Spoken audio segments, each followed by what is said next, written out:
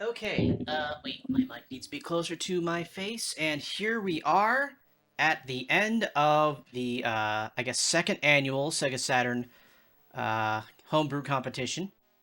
So, just to go over real quick what's going on today, this is the Sega Saturn 26th anniversary game competition. We had a lot of entrants this year, many of them are surprises. We also had the privilege of having a lot of judges come in for this competition. Oh crap! I got stuff on the side of the screen that shouldn't be there.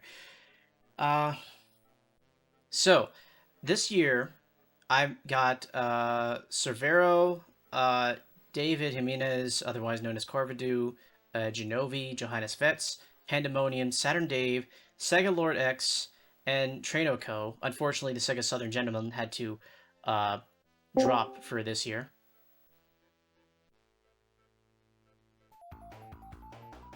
Uh, sorry, something's wrong with my voice for a second.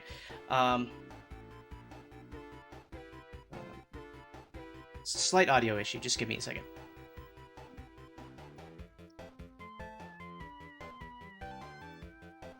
So anyway, we have 8 judges this year, and we had 2 categories. We have an original game category and a hacks, patches, and translations category. The original game category had 15 entrants, with hacks, patches, and translations getting 6 entrants.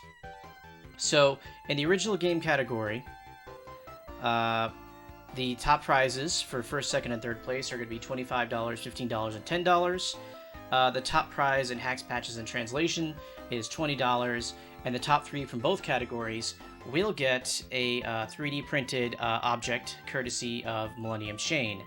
I'm sure he'll pop into the stream sometime today. So, I want to try and keep things on a brisk pace today. So we're going to go in reverse order. Oh, I heard my Discord chat come on. So if you're on the Sega Extreme Discord chat, I would love for the devs of these games to come on and help me comment on what's going on in these games. We're going to try to do roughly 5-ish minutes per game when it warrants. Some games are too short for that. Some games are kind of long. We might push that a little bit. But there's just so many entrants this year. 21 different entrants. So I'm going to try and get them done as quickly as possible and give everyone a fair shake. So we're going to be going in reverse order. The scores are done by rankings, so the lowest score wins. We will start from high scores to low scores. Let's begin in the original game category.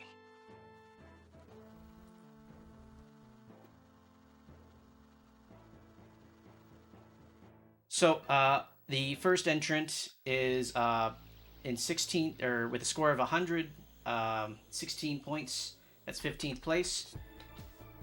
That is as Dojant has already referenced, the Garfield test.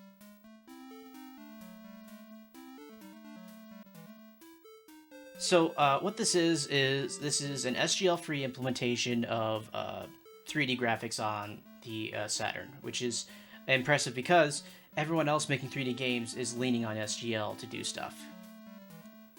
Yes, exactly like golf, yes. So the problem with this model that you may be seeing is that many of the polygons are not showing up, and that's because this model was originally not optimized for the Saturn. It's a lot of triangles and not quadrilaterals, and you can tell this frame rate is somewhat slow, and not everything is popping in. It doesn't have enough time to try and draw everything. It's a very high poly model. However, luckily, as a post-competition entry, I thought it would only be fair to actually show what's going on. We had, I believe, Raimi help out a VBT and remake the model to be a little bit more Saturn compatible.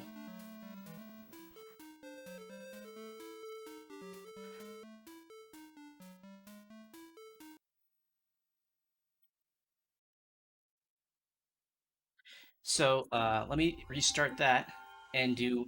I have a secondary image for that with the different model loaded in.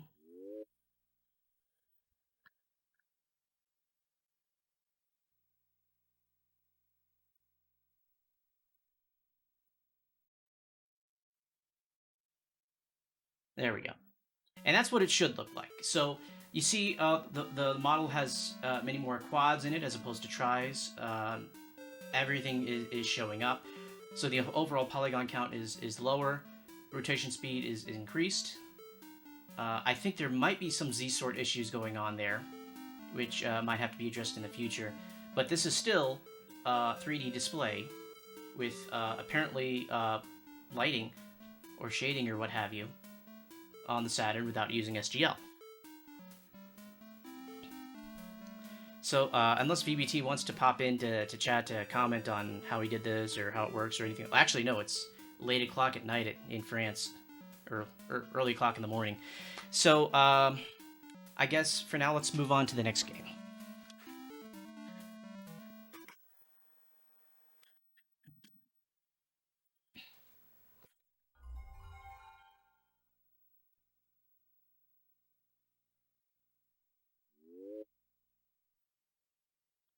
Okay, so in 14th place with 109 points. Yes, this is Final Fantasy. So if you'd like, yeah, go ahead and pop in and explain what's going on. That would be great.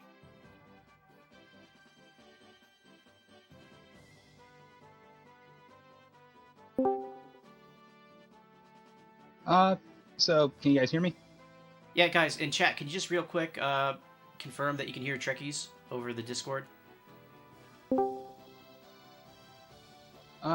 So yeah, basically, if you guys can hear me fine. Yeah, they can hear you. This was basically just a port that I thought would just be something fun to try, because the original Final Fantasy has a ton of documentation out there on it. There's also just a bunch of tools in that for it with source code to kind of tell you how to parse everything out of the ROM and how the game works and everything. So this is basically, I used a project of ndiddies as a base in SBL to just start playing with it. And basically the original NES ROM is loaded into RAM, and that gets used to decompress the entire world map and render it. All the logic for how collision detection works, if you encounter a battle, what type of battle it is, all of that's being pulled from the original ROM and implemented using the code that I pretty much read from the disassembly. So right now it's basically just the world map is drawn, the collision detection's working, you can walk around, and if you're walking in an area where you can encounter a battle, it will actually tell you up in the upper corner, like, you encountered a battle and what type of background it would have been on. So that's pretty much it for the time being. I kind of just put this together in about a week or so before the competition. So basically I just didn't have enough time to put together like a battle screen or anything like that yet. All right. So that's pretty much it with this one. If you hit all the face buttons, it'll cycle through like the 6 or so base classes you can start with. So there's fighter, monk, thief, white mage, red mage, and black mage. Yeah, so I got A is fighter, B is thief, C is black belt, X is red mage, Y is white mage, and Z is black mage. But yeah, so I mean the battle triggers are in there. So once you actually get a battle system set up, actually I think if you need to steal code, you can steal my JRPG menu code that I put up. I should be able to. I think I should be able to do it from just like reading the disassembly, because like I said, it's actually very well documented. Okay, like yeah, all the variable names and everything have very clear names of what they're doing and everything. So it's one of the games for like the NES. It's probably the like most well documented out there, short of like Super Mario Brothers. So for doing the patches, like the bug fix patches, are you planning on trying to implement them yourself inside the engine, or maybe since you require the NES ROM to begin with, you pre-patch the ROM and then you insert it into the game and it should just work? Well, so they'd probably have to be done in the actual code, and I'd probably just how I'll probably do is there'll just be like an option in the options menu to turn them on or off. Because like some of the bugs that are in the original NES game, they've kind of just carried over into all the ports and remakes that have been made over the years. Just because if you fix some of them, it's going to radically change how the game plays. Like one of the famous ones, if I remember correctly, it's still there, and like even if you get like the most up-to-date version on like the PSP or like the 3DS version they did a couple years ago, they all still have this bug, and I think it's the critical hit bug. And what it is critical hits are supposed to be done by, I think it's the attack rate or the hit rate of the weapon. but instead the value that gets used is the offset of the weapon in the weapon list. So it's like the number of the weapon. So what ends up happening is early weapons you get aren't nearly as good as they should be because they have such a low number being used in the critical hit rate, so they're not getting critical hits as well as they should. Whereas towards the end of the game, you're getting a ton of critical hits because they're using a very high number because it's the very high number of like the weapon in the weapon list. So what ends up happening is weapons that aren't really supposed to be really good for certain things end up just being completely overpowered, and some weapons that were like they had a high like critical hit rate but lower attack power just become useless. But that's one bug that it's there in every single iteration of the original Final Fantasy, just because if you change that, it's going to radically change like every single strategy against bosses in that. So right. some of them it's like I'll have like the option to turn it on and off, but it's just some of them are just kind of Square is like, this is how we want the game to play. So it sounds like 3 sets of options, basically. Yeah, I'd probably just have like its own option menu, just pick and choose which ones you want fixed and which ones you don't want fixed. Alright, yeah, that sounds fine. Okay, I think I'm gonna move on to the next entrant. I shall hop out.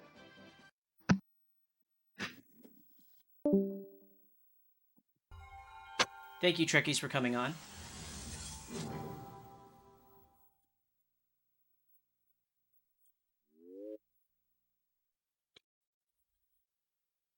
So, in 13th place at 105 points, we have Kriss Mingle. So the sound doesn't work in the game, so I'll go ahead and put the background track back on.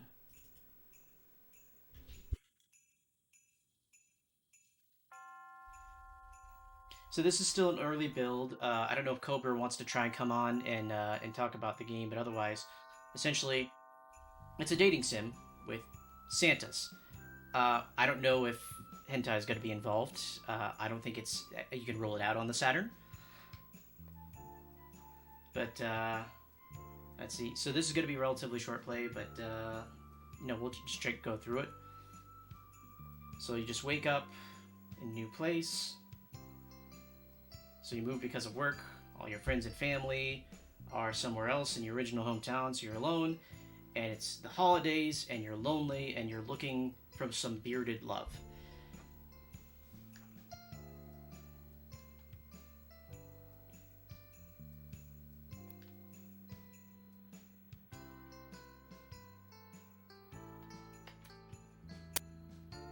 Okay, so you go to the mall, you get some presents for your family.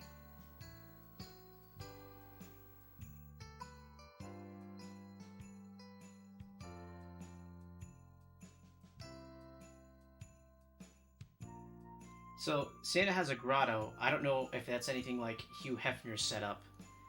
But apparently he's a well-built Santa, broad shoulders, muscles everywhere. More abs than he has reindeer guiding his sleigh, so apparently he can grate cheese on himself. Okay, I see Trinico kind of popped in. So, maybe we'll get some color commentary from him, too. Hey, how's it going? Hey, welcome to the stream. So yeah, you missed the first 2 entrants, so this is 13th place is Kriss Mingle. So we're just going through. Gotcha. This was a really fun one. Like I really enjoyed what I've played of it, and I was really impressed because they said it took them 3 days to work on this engine. Yeah. So I don't know if he's gonna try and submit it for next holiday season to try and get get more out of it, because he needs to set up a choice engine. So here's where the game ends, unfortunately. But presumably here is a choice between going with him to his workshop or not going with him workshop, taking candy from strangers or whatever, I don't know. But that is Kriss Mingle. So let's go ahead and move on to the next entrant.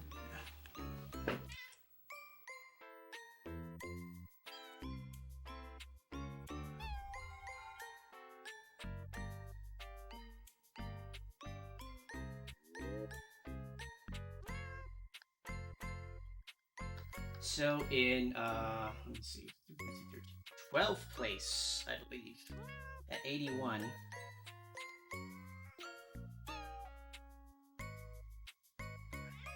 Oh no, I have no idea what that is.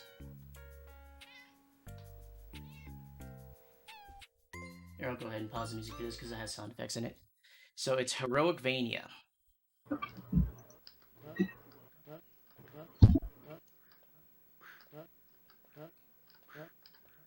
So I actually particularly like the controls in this game. Mr. Kotfw, if you want to talk about it. Yeah, can you guys hear me? Yeah, we can hear you. Okay, I'm getting a little bit of feedback, but I'll try to get through it. Yeah, your mic quality is a bit low. I don't know if you can bring your mic closer or something. Yeah, let me see. Yeah, because I'm using my laptop's mic.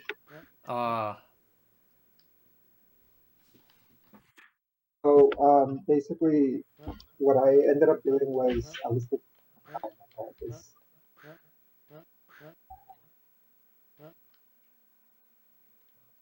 sorry about that.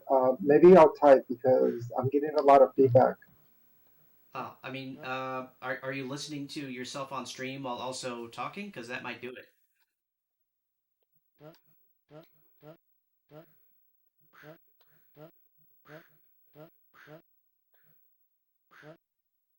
Yeah, maybe that's it. So yeah, I'll talk a little bit about the game itself. So initially, I was thinking whether I was deciding whether I wanted to submit an entry or not, and for sure I wanted to use Yaol, but I didn't want to spend all that time kind of bootstrapping, starting up a unique project. So I've been looking at ndiddy's source code, and it's pretty well written. So I decided initially to just port it over. But I finished that surprisingly in about 3 days or 4 days. And from that point on, I realized, well, it's not much of an entry. Like from my perspective or from everybody else's perspective, it's kind of it's a cool thing that I can port something like MSBL over to Yoel, but maybe the judges would want to see something a little bit more. So I ended up working on the tool. I spent most of my time working on the actual tool that NVIDIA originally wrote. In order to support multiple levels, dynamic sprite enemy loading. Basically, I did a lot of work in the background that's not really visible. Um, Other than that, I ran out of time, and this is pretty much it. So I have a private branch that I'm working on, and that one has a lot more. So I do plan to eventually release like a small game and with enough um, sort of meat in it. Yeah, but that's about it, pretty much. So I'm guessing the dynamic sprite loading is what's causing this error, but you said you already fixed it in your current build?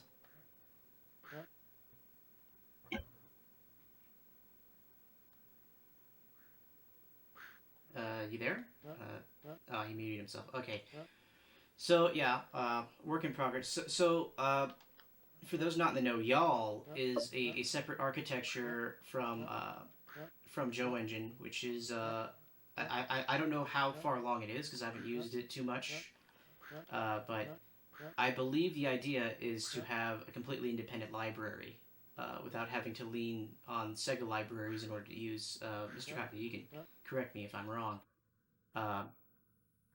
So the idea, somewhat similar to VBT's test entry, is that you can have a pipeline that is separate from what Sega does.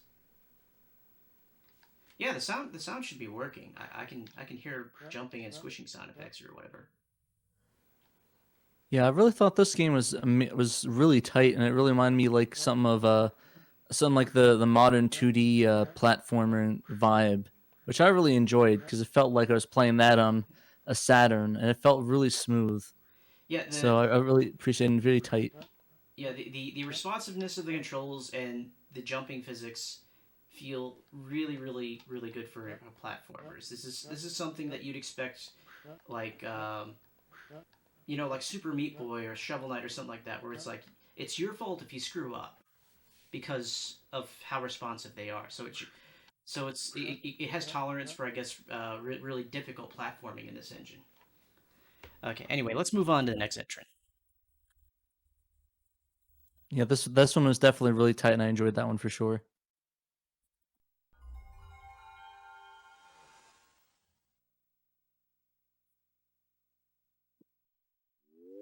Uh-oh, my Sadiator is complaining.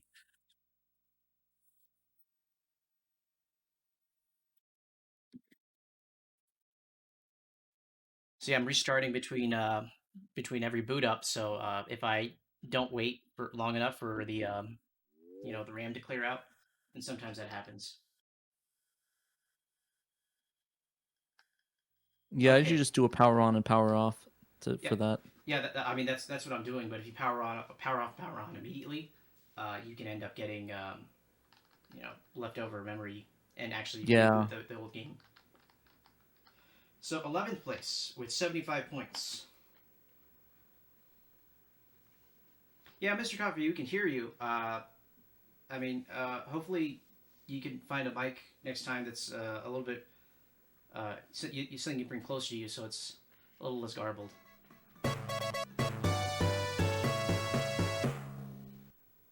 So in 11th place is Flicky's Flock.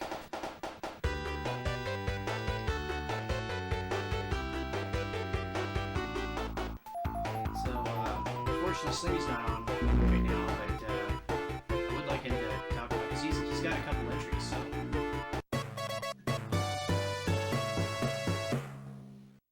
Yeah, I think I mentioned on my stream that I really enjoyed this one because not only does it have, it's like a better Flappy Birds, I guess, but it also has that multi-tap support.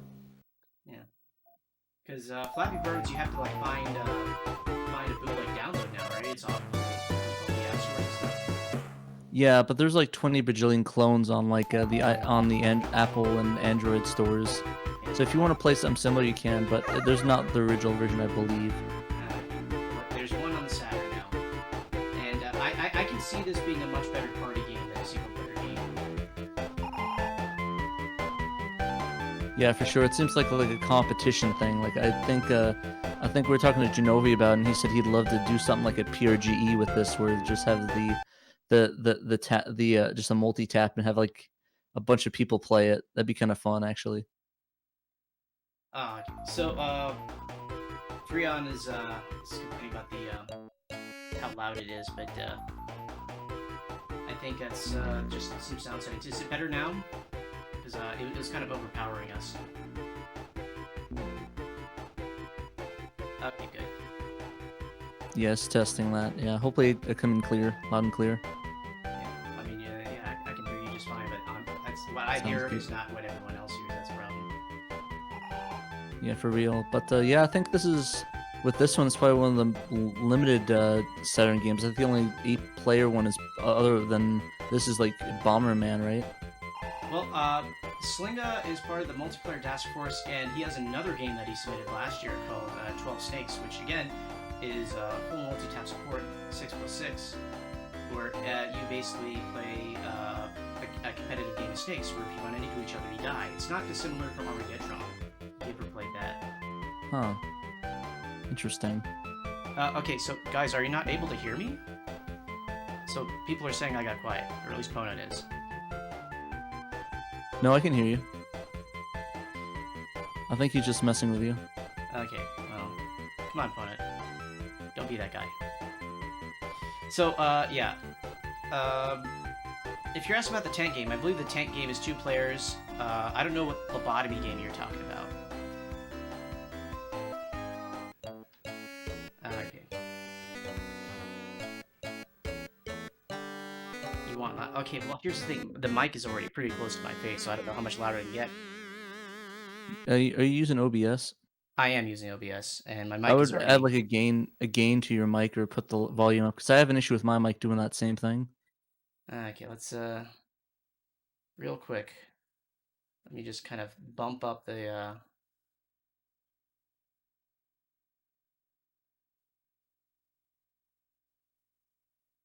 Okay, I should be significantly louder now. Or maybe not significantly, but enough. Okay, anyway, let's move on to the next entrant. Yep, sounds pretty decent.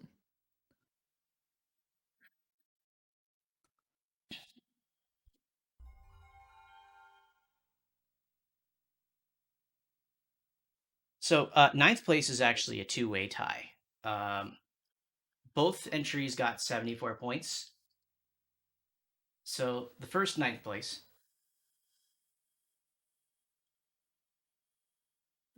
is Tank Game. Now, unfortunately, I do not have a second player with me to help me play Tank Game, but I will put the music back on. Maybe we should get to like Professor Abrasive's was it the remote Saturn adapter, and then I could control it from all the way here and where I live right now. Is that a thing? I had no idea that was a thing. Yeah, he was working on like a remote adapter, so you can control it like halfway through a house or something. I think you tap into it via some IP or something. But it was incredibly laggy, but I imagine. But yeah, it'd be kind of a fun solution to try out.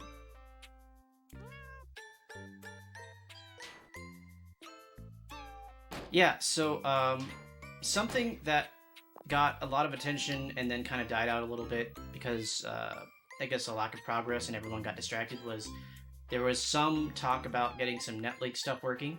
Technically, I guess I have all the hardware to try to get cracking on that. I just don't have the expertise. I think Waterfield was the only one to actually make progress on that. But if homebrew multiplayer got off the ground, I would like immediately try to focus on an MMO. But stuff like this, I think, would be fine over TCP, UDP, or whatever communication, as opposed to you could get a Dragon's Dream remake. Yeah. And the thing is, direct dial, you're pretty much limited to 2 players. Like you're calling someone else. If you're going on the internet, if you compress the data well, and there's a server giving you back all the information you need, you could have like an arbitrary number of players up to whatever the Saturn can bother trying to process.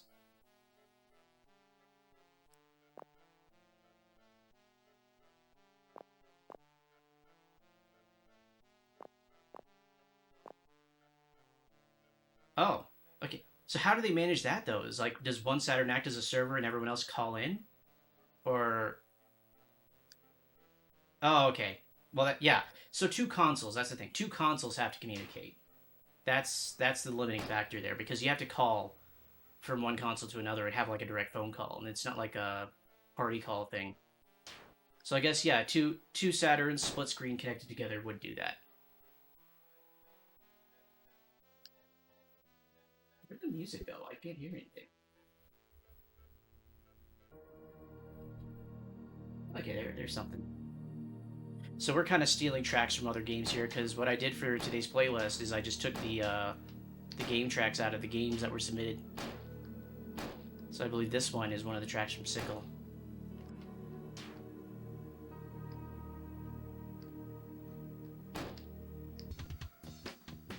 Yeah, Sickle had some really good music. So just to real quick summarize the controls of this game, it's just D-pad to move around, obviously tank controls for the tank. You shoot through windows, you explode the yellow walls to try and make room to shoot through, and first one to blow themselves up or blow someone else up, first one to get blown up, regardless of the source of the bullet, loses. Yeah, I had that same problem, Tessie. I only had myself. I probably should have grabbed my roommate to have him play it, but he wasn't really interested in playing it, sadly. Oh, it's hard to find Saturn players, but one day we got to do one of these meetups. Do the try make Slinga happy, and bring 2 multi-taps, and have 12 random people try to play Flicky's Flock or something. I'm gonna probably get. At PRGE. I'm probably gonna get it to happen. And by probably, I mean definitely gonna have that happen. Maybe get like a drinking game out of it or something. Oh yeah, that'll be great. I mean, I don't drink, but I will. I can simulate. Yeah, I don't either. So it's just everybody else. I'll eat like ice cream or something. I don't know. Yeah, Trekkies. I don't have kids. I have animals. That way, I can lock them in cages when they misbehave. Oof. Okay. Next entrant.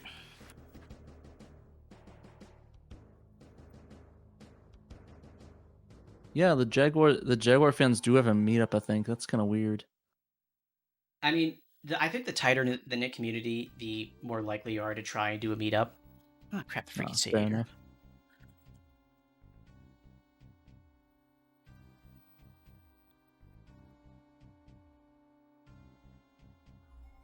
I What mean, do you mean by they're more intense? I guess they're really into their console. I mean, the kind of person it takes to actually like prefer the Jaguar to other consoles would have to be really into it. That's fair Seriously. enough. What is going on? Am I just not waiting long enough?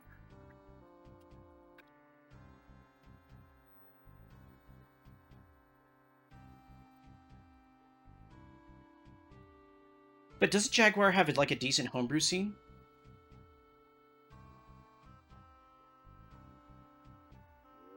There we go. Just had to wait a little bit longer. That's the problem. I'm getting impatient. Okay, also tied for 9th place with 74 points.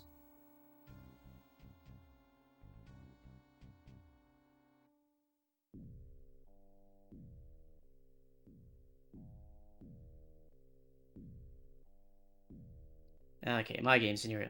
Yeah, so the problem is I would be using the action replay to give myself the instant reset button, but not all the homebrew games are compatible with it.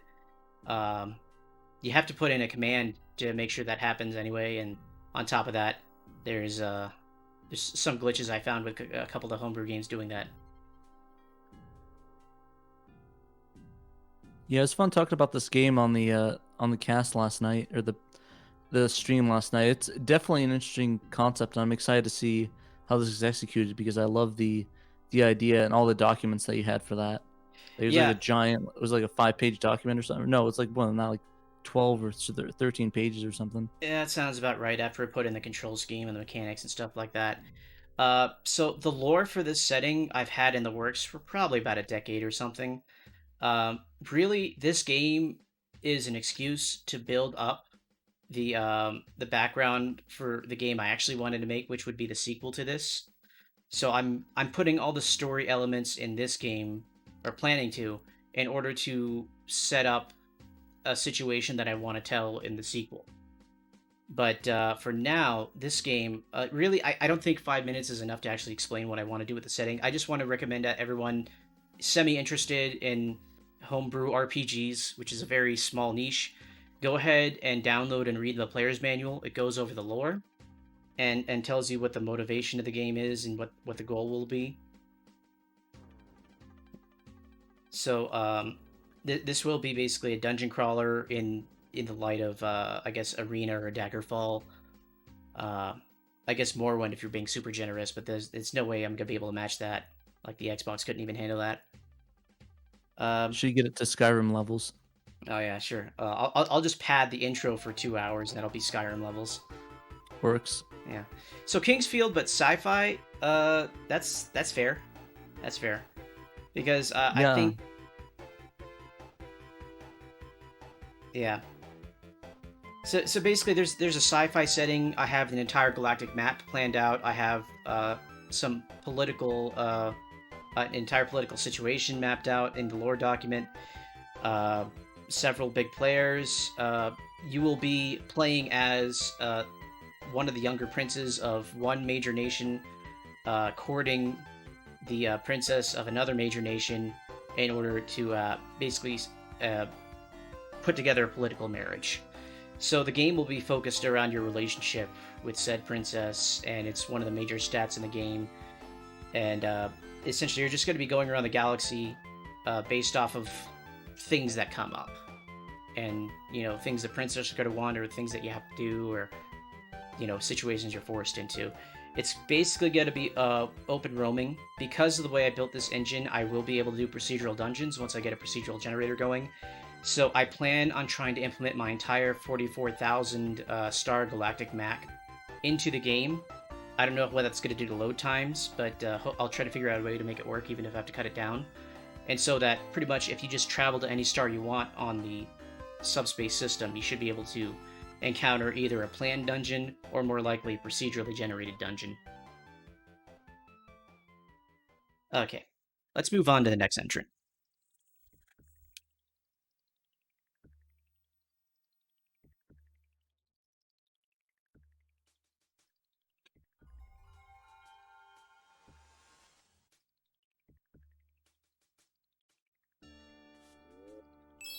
Freaking again!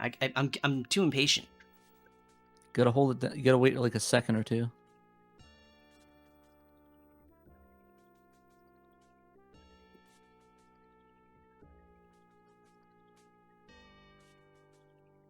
I mean, really, if you're going to be playing the Sadiator for real, you just want to flash your AR with the PSK image and just do ABC plus or ABC start. Oh, thanks for the follow, London Beckett. I seem to remember your name from somewhere. I don't know from where. That's me. Oh, that's why. Yeah, I was giving you a follow on Twitter. Or Okay. Twitch. Yeah, thanks. Hmm. Okay, so in 8th place with 70 points.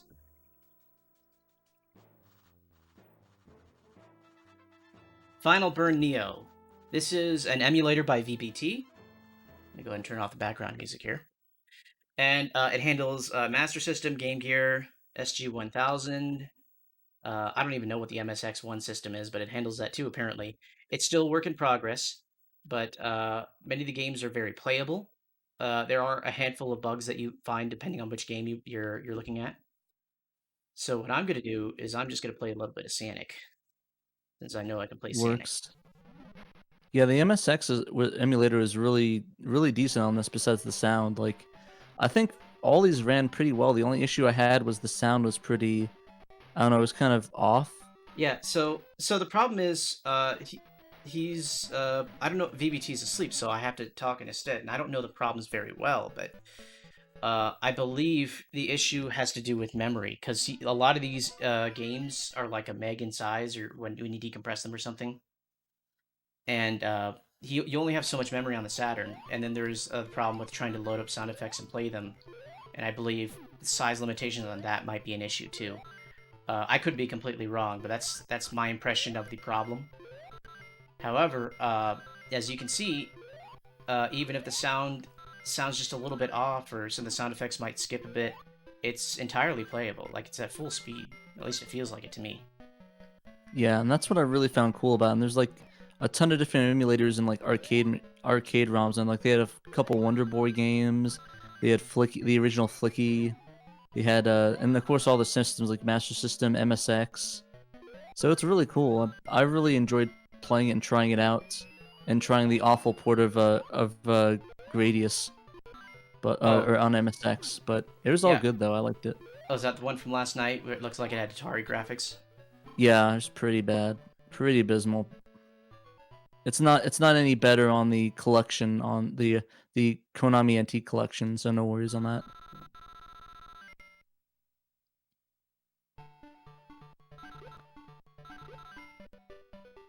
I mean, it'd be pretty nice. Like, we're never gonna get Genesis emulation on the Saturn for obvious reasons. It's just the hardware just isn't there for that. But it would be pretty nice to have a Saturn and just also have, you know, a handful of other systems you can just pop into it. Yeah, no, I can definitely see. I can definitely see like the Master System and MSX1 and Game Gear for sure. So it is a Master System, Game Gear.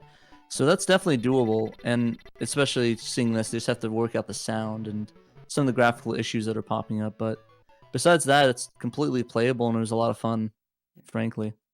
So Pona, like for the Master System, basically the games that you'd actually care about, I think, also ended up on the Game Gear at some point. Like all the Sonic games for the Master System, I think, are also on the Game Gear in pretty much identical versions. To be honest, I can't think of too many Master System games I really care about that aren't Phantasy Star. But I'll tolerate the Sonic, even though obviously I prefer the Genesis games. Not a big Alex Kidd fan. Nah, I don't like Alex Kidd and some of the early Genesis platformers just didn't really do it for me. Like, I don't get the point of Kid Chameleon; it just seems boring to me. And this is probably it's a little blasphemous, but I don't even like Comic Zone. Oof. What about Wonder Boy? I get Wonder Boy a little bit, the ones with the RPG elements, just because that's just the kind of games I'm into. But like the Wonder Boy's like all over the place. Wonder Boy just seems like an excuse to make whatever kind of game you wanted to make that day, because they're all different. They don't seem like any consistent theme. Yeah, it's really, I really enjoy the game, especially Monster's Trap. Or is it Monster World? I can't remember the name of the... I believe it's Alex Kidd in Monster World or something like that. Oh, no, I'm talking about Wonder Boy. It's like the Monster's Trap or something. Oh. It's Wonder Boy 3, I think. But I think that was Master System. Yeah. Okay, I'm going to move on to the next entrant. Okay, it was Dragonstrap.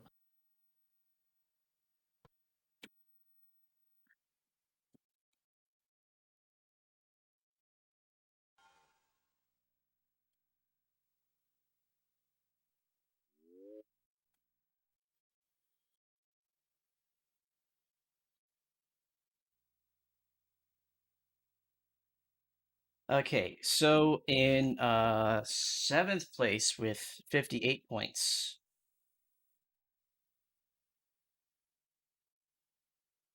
Sickle.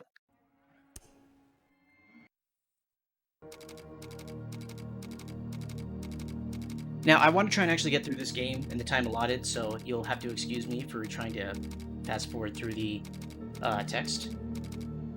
But essentially, you're part of the U.S. Space Force, which I guess makes you a Guardian. And you go to visit Saturn and pick up some sample and bring it back, and something bad happens. Yeah, it was very fun to play this, and I love the storyline. I like the wink and nod to going to Saturn. Yeah, well, if you're gonna go to space, you kind of have to, like, on the Saturn, you have to go to Saturn. Fair enough. But yeah, this is really cool. It reminded me a lot of Alien Swarm and has a lot of puzzle elements like Resident Evil. Yeah, So I really enjoyed playing it. It definitely feels like 2D Resident Evil to me.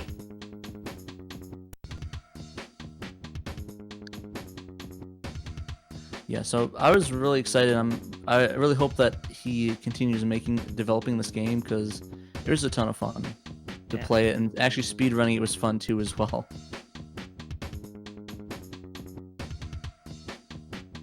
Okay, so I got the blue key card, then I got the green. Oh crap! Bit me. So yeah, the color-coded keys and the locks different doors, just like Resident Evil. Yellow card. The music is pretty fire too. I don't know if he did the music himself, but actually I really like the atmosphere it captures. Yeah, it's great. It's great for what the game is. My only worry is it royalty free? Does he have the rights to it? Stuff like that. Like I try to restrict myself to assets I have the rights to. Like I'd like the idea of working on some royalty free game or something like that, but or not royalty. Sorry, someone else's IP. But it's too big of a risk for me because I don't want to have to throw away my work. Yeah, there's a lot of people getting DMCA. Like a lot of people found that if you just like develop it in private and then release it when it's ready and announce it, usually that's the best part. Also, I love this part right here where all the spiders and stuff just come at you, and you gotta like strafe around and kill them. It might be a bit much because it's slowing down the system on real hardware. It might not have done that on emulator, but he might need to tone it down a bit or just spawn them as they die. But yeah, definitely one of the things I wanted to do but couldn't do is a Pokemon port or remake or something like that because I knew I'd get taken down as soon as I started working on it. And if I start working on a project in secret, that means my stream is basically dead. Fair enough. Yeah, no, I definitely get that. A lot of people I've seen really prefer to do like Sega stuff because it's not like they're gonna get DMCA'd as hard. So what Dojin said I think is fair. It's like a 2000s Flash, which is there's a lot of good games on there. Like I like Stick RPG and Motherload and stuff like that. Stuff from I think it was X-Gen Studios or Vinyl Black Sheep or I guess Newgrounds. Do you have lower standards? But yeah, they're good games. They're good games made by hobbyists, like single man teams. They're fun. You spend time doing that. You spend time playing them. Yeah, and I think my favorite one of those is like Madness Interactive is one of my big ones. Okay, That's pretty fun. Let me swap the games real quick for the next entrant. Sounds good.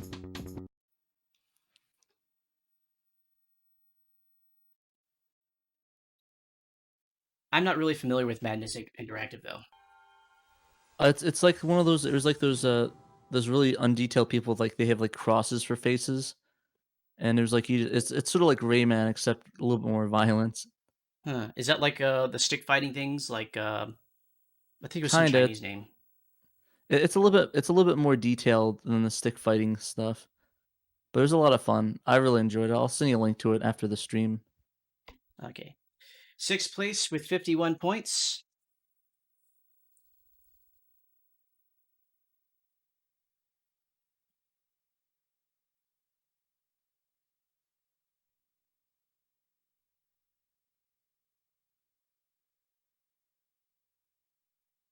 Wolf 3D.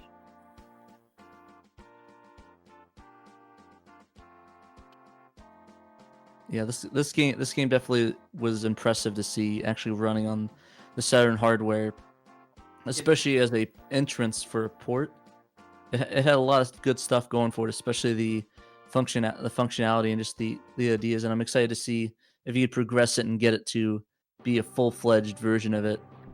Yeah, I think a lot of the flags are switched for debug purposes, and they weren't switched back for the release. But you can switch weapons with the triggers. You move around exactly how you expect to. You can shoot some nazies. I recommend the pistol so you don't eat all your ammo. I don't know if health is implemented right now. It's not right now. You have invulnerability on. Oh, okay, I got God mode then. But animal cruelty. There are a handful of weird spread interactions. This is a BBT sport. So on top of this, he did Final Burn Neo. He did that SGL free 3D test with the Garfield model, and I don't know if there's one more thing that he did. He just does a little bit too much. I think it's great though. I love seeing all his stuff. There's this one error with the screen tear in the center of the screen. I don't know what that's about, but it's gotten better. This because I've been playing earlier builds of this, and this is definitely much improved. If he just works on the gamepad pulling timing to make sure it happens at the right time, so you don't get stuck buttons or anything like that. Yeah, I was really hoping that they have the Mein Leben death Nazis, and I was happy to hear when I killed one of the blue guys and he yelled Mein Leben. So props for putting that in. Yeah. I think this is a shareware version, which is why you can get away with it, just distributing it like he does. So yeah, there's probably down the line, once this is finished, there's gonna be instructions for taking like the GOG release or something and porting it in. Same way with Trekkies and Final Fantasy ROM. Yeah, no, I definitely think that's the case, and it'd be cool if you can actually put in custom WADs as well. So wait, does this work off of WADs like Doom does? I thought this came before Doom. I don't think it would work like that. Or Oh, okay. I didn't know if WADs exist in Wolfenstein or not. I thought WADs were just Doom, but Pono can correct me. Yeah, because knowing Carmack, I wouldn't be surprised if he used some of his Wolf engine for Doom. Okay. So it is WADs. It is WADs. So that means then yeah. So maybe there could be a level editor because WADs already has all the tooling there. So if there is a WAD compatible tool where it doesn't require a conversion, then yeah, people can just port in. Well, maybe not something ridiculous because in WAD you don't really have to think about hardware limitations. Yeah, actually, it'd be kind of cool if you can actually edit the WADs on PC, test it on the Wolfenstein thing, and import it to Saturn, and play it on there. That'd be really neat. What we need to do is one of these days, I know we discussed it once, but no one took it seriously, is do the good port of Doom that's compatible with the PC version, like, the true version of Doom that you can get off of GOG or something like that, and then have that compatible with WADs too, so then you can have an actual, burn your disc with all your favorite levels. That'd be a lot of fun.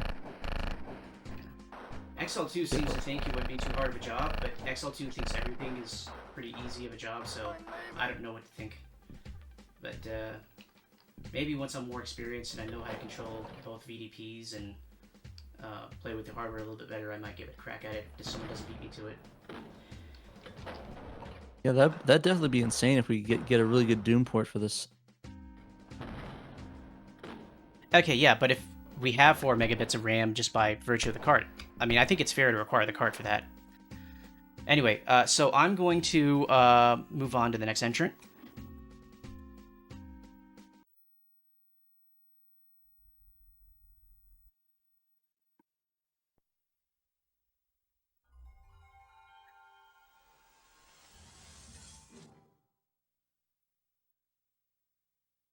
It feels like I'm barely giving any of these games time, but like I keep seeing the 5-minute mark come up, and it's like, oh crap, gotta keep moving, gotta keep moving. There's just so many entrants this year. Yeah, no, Okay. there's just a ton. I mean, you don't want to have another 4-hour stream, right? Oh, I'm not trying to do that tonight. Okay, Yep. 5th place with 45 points.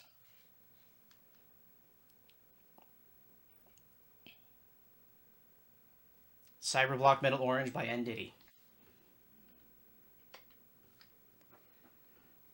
Yeah, I really appreciate this port as well. I'm really cool. It's really cool that we're getting some cool ports as well as original games, and I've really enjoyed playing this at least personally because I never liked Breakout, and this is, I guess, to explain to people, it's like a Breakout slash Gradius hybrid, where you just throw the block like a Breakout, and then once you get the upgrades, it'll cycle through like in Gradius, and you can select which ones you want as you level up the upgrades.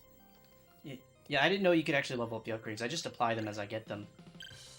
So yeah, launch the ball with A, apply the upgrades with B, and I forget what C does. I'm sure it's something. I think C shoots. Oh, I guess if you Oh, have a no. gun. Yeah, because you can get a laser upgrade and start shooting them, which I thought is also pretty fun. If I'm lucky, I might be able to get through this game in the 5 minutes and get to the end. Yeah, my strat is hold up to I think it was called like the I forget what the name of it was, but it was basically the bigger paddle. That's sort of what I save up for, and then I use that, and then I it's a lot safer to bounce the balls back and forth. Right.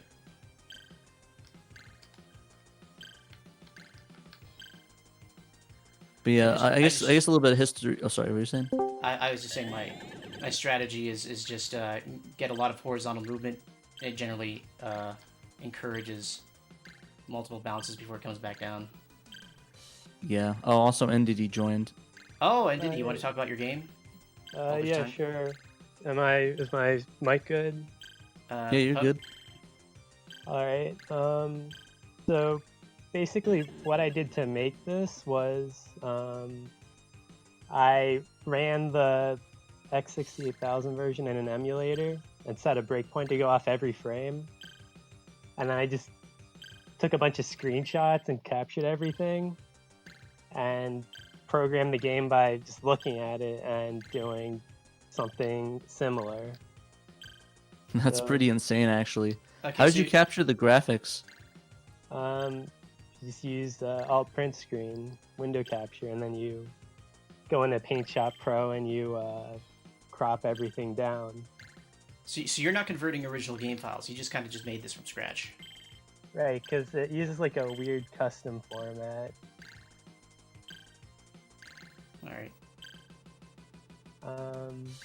What else? So I was kind of hoping this would get Japanese people interested in Saturn development, because I figured, it's popular over there, but maybe they don't know. So I uploaded a video gameplay footage. I put the title in Japanese, but I don't think anyone's seen it yet. So what can you do? Yeah, we're trying to get the SX community out there a little bit more, but I have no idea what the Japanese Saturn community is even doing right now. I don't think there's a lot of communication between the two. They're probably too busy playing all their games that they don't have to translate. That's a good point. Absolutely. There are 1,000 plus games of dating sims and Oh my stuff like that, and RPGs that are good. goodness. But Running out yeah, of time. and if you want to send me the link to that, I can share that out, the video. I mean, looks like this one's in better quality. Like mine, it's like recorded off of a 20-year-old camcorder, Oh, like from, directly viewing the screen? G3 iBook. No, you can like hook it up to the it has AV inputs. Oh, okay. So you're like compositing. Yeah. but then it ran through like iMovie version 1 for Mac OS 9, so it looks pretty bad. I gotcha. If you want, I can capture a high quality video of it and send it your way, and you can upload it on your channel. So this right now is being pulled off of component cables converted to HDMI. Yeah, it looks gotcha. really good. What else? Also, I put in support for the 3D controller, the analog shoulder buttons. I think it plays better that way. I don't know if anyone's actually tried that. Well, I'm playing with 3D controller, but with not in 3D mode. You could try. I'd pause it and switch it. Okay, let's see how that goes. Oh, crap. My thumb was on the wrong place.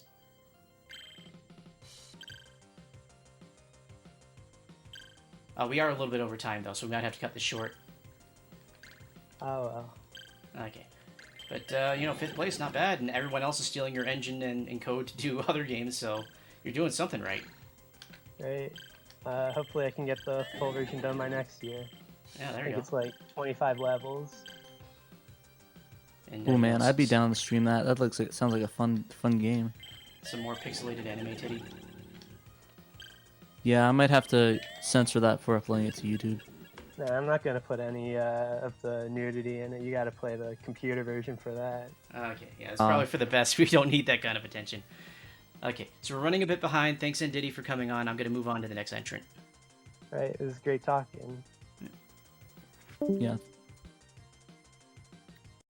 Yeah, man, I'm super excited for this game. It's gonna be so much fun.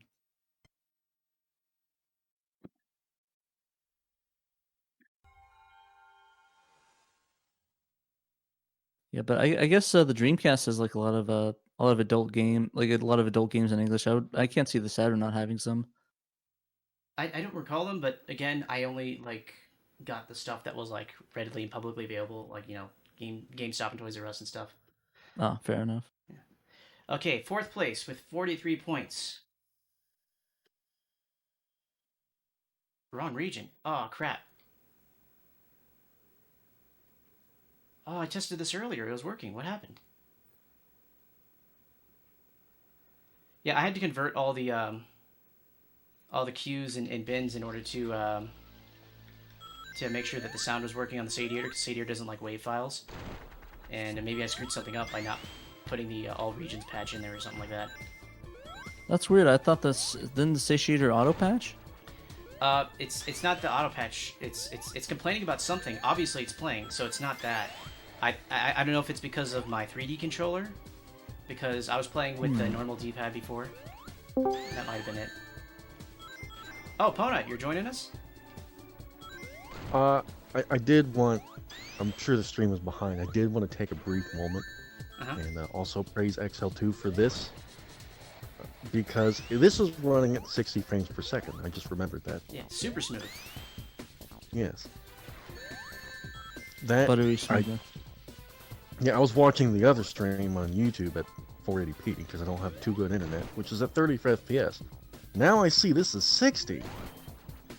That's really good. I mean, I'm pushing 60. I don't know if the game is exactly 60, but people can analyze the frames after I push it to YouTube and see what it's like. Oh, this is exactly 60. Yeah, I believe I captured in 60 as well on the on the stream I did last night. Yeah, I'm just. Or, no, I think Dave played this. No, I did play this. Yeah, I played this. Yeah, I'm just viewing it on super low quality, so Oh, fair enough. that's why it would be 30 when I was looking at it. Now I see it 60. Oh crap! I'm gonna lose this one. Yeah, this one was a lot of fun to play. I mean, from what you guys told me that this is based off of a demo that they showed at E3. Yeah, so basically like VCR quality footage from an E3 demo, where they're promising to make a Sonic game, and obviously that didn't happen. And it looked basically exactly like this. Like, there's actually a little bit of a worry in the community saying, oh, people are just going to post this and say, oh, we found a prototype. And it's like, it's not a prototype. XL2 worked really hard on this. Like, this is all handmade stuff. This isn't a port or anything like that. He's basically just taking concept art and making a game out of it. Man, imagine the massive compliment though. It's like, yeah. oh, I thought that was official. It's It's like, okay, well, it's still nice to know that, you know, the SX member of, you know, that's doing this is getting credited for it. Unfortunately, in 4th place, he does not get a cash prize for this game. Okay, I think to try and catch up on the time, I'm going to move on to the next one. I'm not going to beat this anyway. I'm not good enough. Yeah, I couldn't beat this either.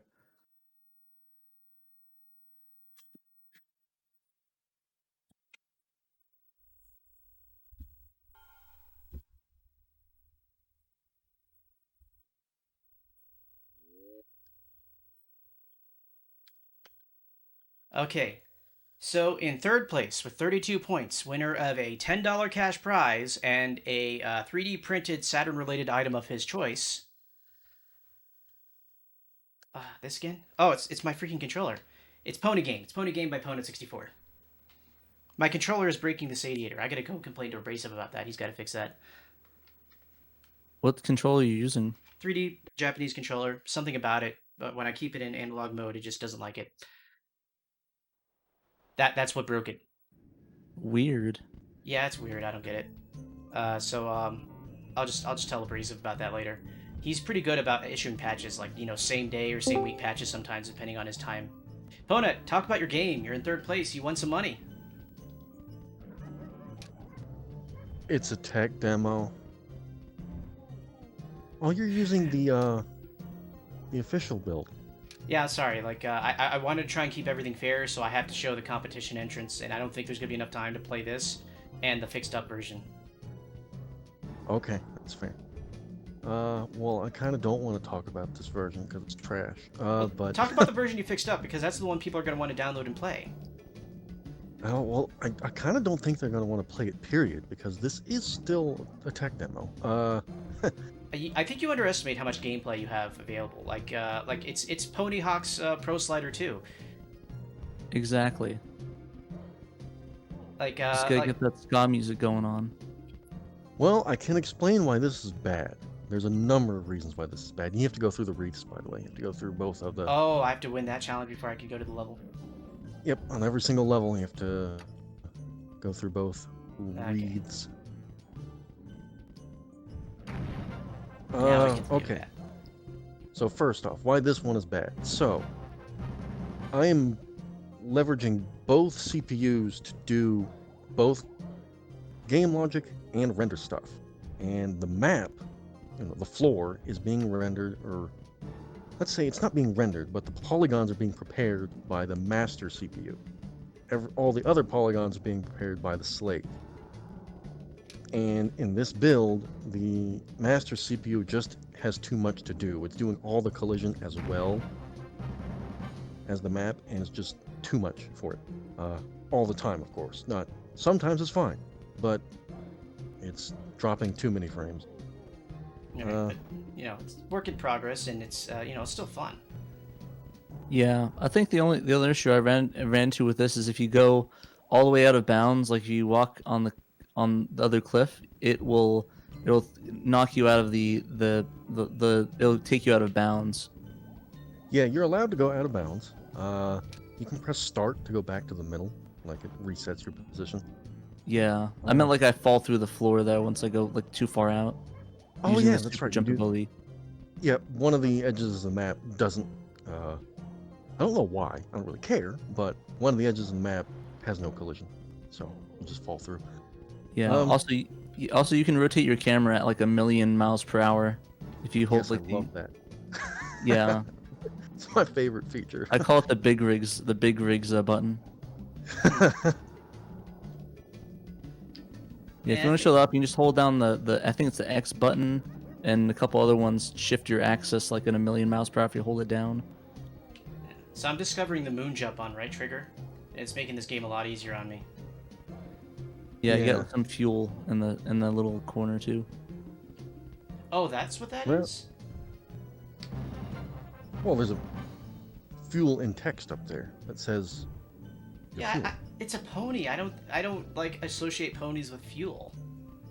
I mean, I mean that's how understand, Rainbow but this Dash flew. She can't like fly. She's gotta like have some fuel to eat. Just press start. You found it. Okay. But no, so everyone play the updated version of this build. It should play a little bit better, a little smoother. But otherwise, you know, it's a nice Christmas theme pony slider game. I don't know if that's a genre yet, but I guess it will be. Yeah. Well, I think the technical phrase for this is, well, Tribes is called, I believe, a vertical shooter. I think is the technical term, but it's inertial gameplay. The idea is to preserve your momentum and go fast, even though that's really not what this is right now. It's just you go around, run into presents.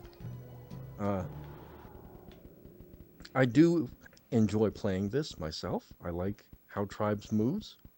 I don't like seeing this drop frames like a million times. I put a lot of work into making sure that the frame rate is stable. That's the most important thing for me for my project, is ensuring that the frame rate virtually never drops. And because for this type of game, dropping frame rate feels really bad. When I'm playing it, I'm like, oh, that is terrible that the frame rate dropped. Even if I didn't notice a lot of frame rate drops on when I was playing it through the Rhea. It might have something to do with the CD, but actually the bad frames counter is just whenever the frame time is too high, it'll go up. So I was kind of abusing the moon jump, so maybe that was no, trying to view too much at once. On the updated build, that doesn't happen. Almost never will you drop a frame unless you put your camera in somewhere that doesn't like to be. It'll only drop frames when you load a new level in the updated build. Alright. Oh, well, sweet. I'll have to give that one a shot. Okay, so Pona, congratulations. Third place, so you get your prize. I'm going to try and move on since we're kind of, behind schedule, but yeah, I believe this is 2 minutes 31st. overtime. What? I'm 2 minutes overtime. Yeah, well, the top three, I'll give you a little bit of, extra time, so, it's fair. You placed. It was actually a pretty close competition after a certain point. Like, I mean, you guys know who the top two are, but we'll see them anyway. But no, Pona did a good job here. I actually don't know who the top two is. Okay, well, you'll find out. Let's move on to second place.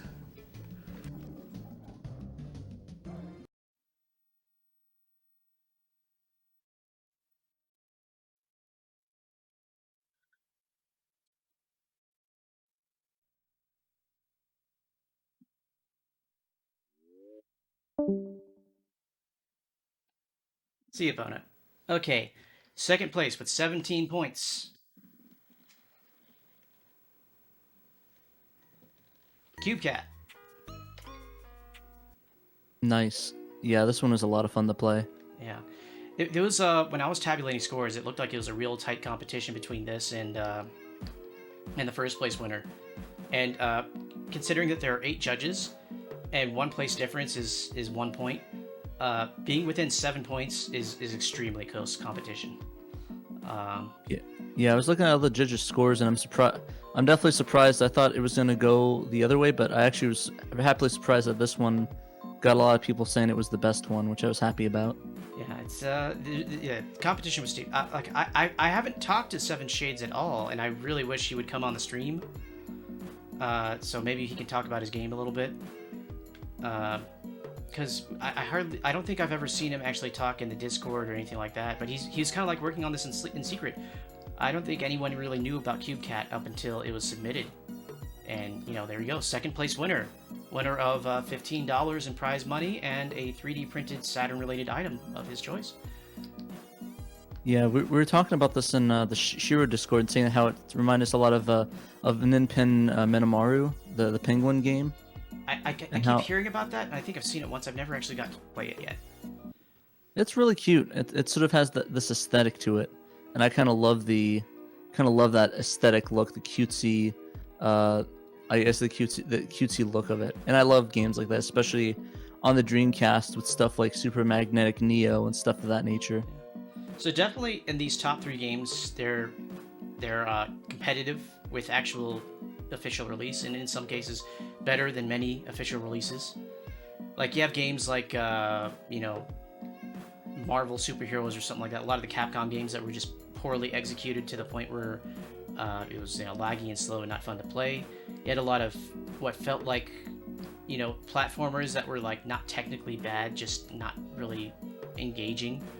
Like Croc, I think I should like, but I don't because it just feels so boring to me. But this game, it's challenging, it's fun, the controls feel good.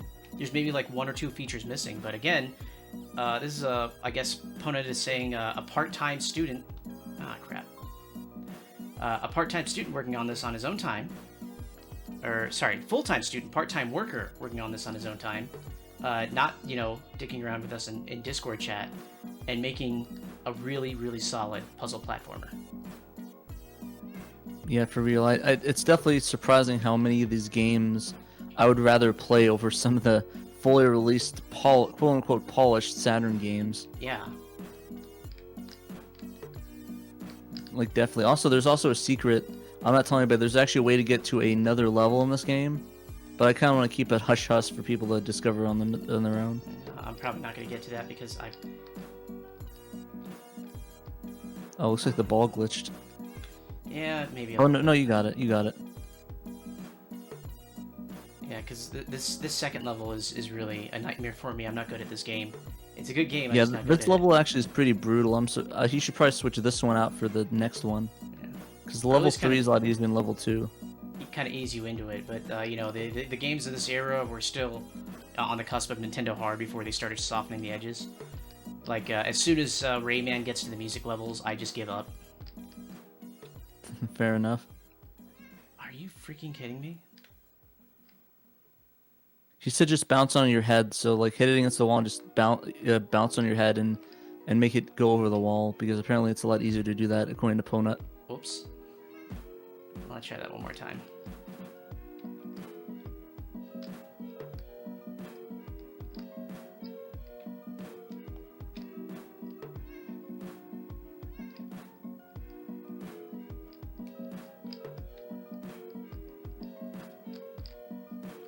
Nope. Crap. Yeah. The one thing I would like is if that ball was an actual 3D object, because, you know, sprites in a 3D area just kind of screw with my depth perception. Yeah, someone also was saying on there that'd be cool to have a lock-on feature for the ball where you can just lock onto it. Yeah, so, like, you know, version 0.002 might introduce that. Yeah, and definitely, and for a one-person team, like, this is still impressive regardlessly of what we say about it. Like, Yeah. this is still mega impressive. And the level geometry is simple enough that it's... Oh, no. Okay. It's simple enough where it's not a problem for the hardware. Like, everything's playing smooth. It's looking like a solid 30 for sure. Makes me wonder if he can do optimization, get it to 60. That'd be kind of cool. I feel like if he keeps the levels with this level of complexity, because I mean it doesn't need to be more complex than this. It's a puzzle platformer. You just, you know, keep it to the fundamentals and do some optimization. I don't know what kind of tools he's using, because I don't think he was, like I said, I don't see him talk to anyone, so I don't know if he's using Z-Treme tools or anything like that. But if he can end up optimizing this at some point, yeah, maybe. I think 60 FPS is in the cards. Ooh, that's gonna be exciting.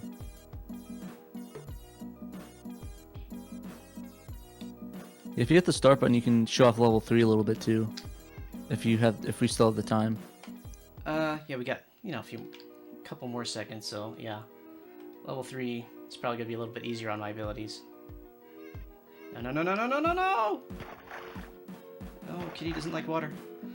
Okay. Try to find that ball of yarn.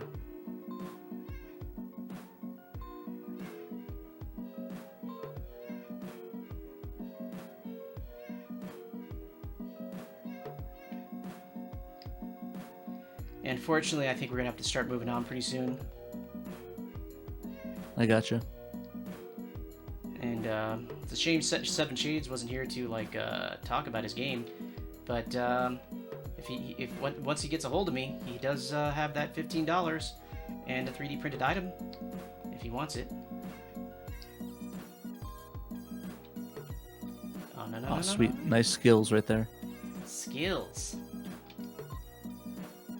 Okay. It was showing you when you're bouncing off your head and onto the thing, not when you almost knocked it over. Okay, yeah. I'm gonna assume that I would have won and move on to first place.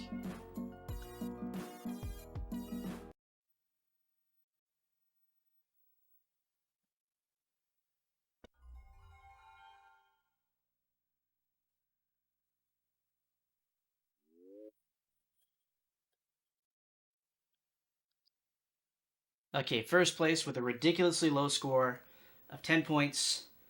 Not really super surprising. Hellslave.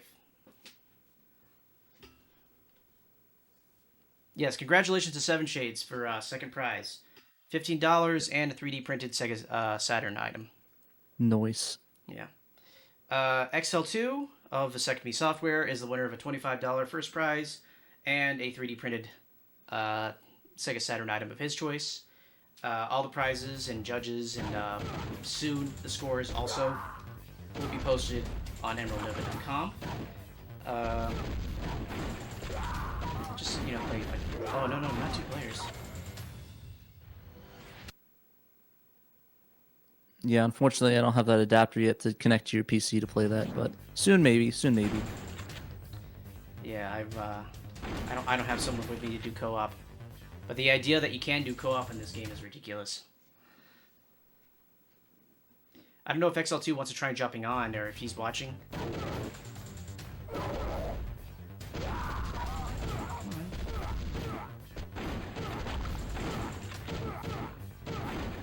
Yeah, 4-player deathmatch. So without all the extra enemies on screen, if you're just playing, you know, versus mode, up to 4 players with multi-tap.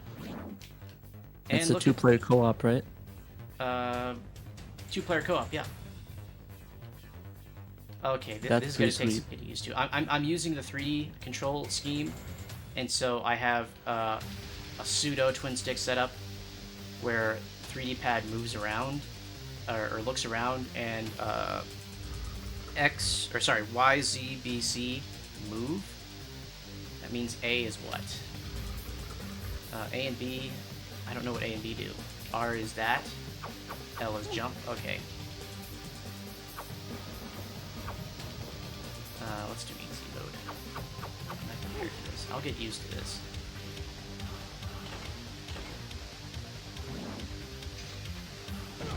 Okay, this isn't so bad.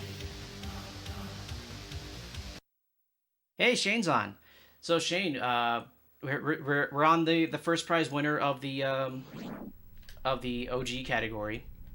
So we have the top 3 winners are Ponat, Seven Shades, and XL2. So we're gonna have to get in contact with them and see what kind of thing they want off that menu, and hopefully you have the 3D print files ready to go, and then they'll be able to watch it get printed on your stream. Yeah, this game was a lot of fun to play. I kind of my vote sort of went to CubeCat for first, but this one was my second because it just was so polished. It was so much fun to play. It felt like I was I absolutely hate games that require to use the left and right to strafe and the control to look around. I kind of didn't like that, but this one actually changed my mind. And I really enjoyed it, and it felt really smooth, and the gameplay was a ton of fun. So like with the default Saturn controller, you're a little bit limited in your options for like full 3D range of motion. Pony, your prize for winning third place is that I'm gonna leave this pony alone. Save the ponies. Save the ponies. Oh boy.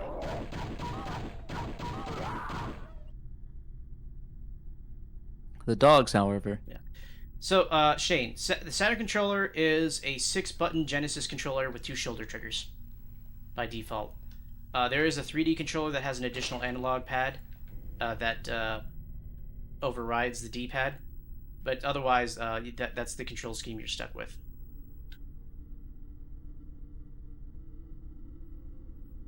Yeah, but I think the only complaint I had about this one is that it was really, really dark in some places. It's hard to navigate, especially on like a PVM.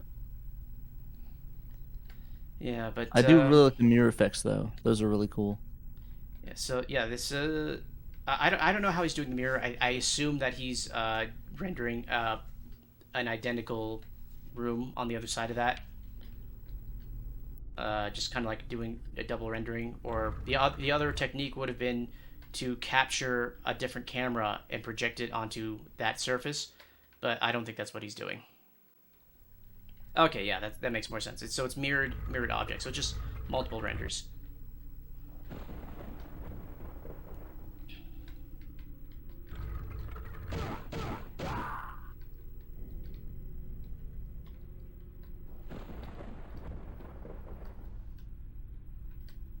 Yeah, actually, at this level, I actually ran into that lava in the corner when I was playing it, and because I didn't realize it, I didn't see the door, so it's kind of funny.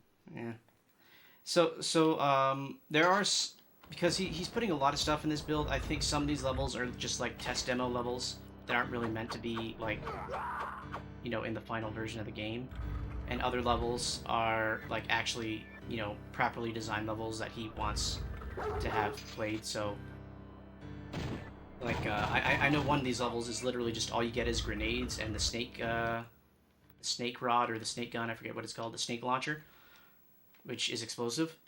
So it's really kind of like an abuse of someone who doesn't know what they're doing, like constantly blowing themselves up. But that's just supposed to be a test level. Yeah, I definitely killed myself with the grenades a couple times. But that's half the fun, right? Learning the mechanics. Oh yeah. Kill yourself with a grenade a couple times to learn how to throw them. Hey Shane, thanks for the sub.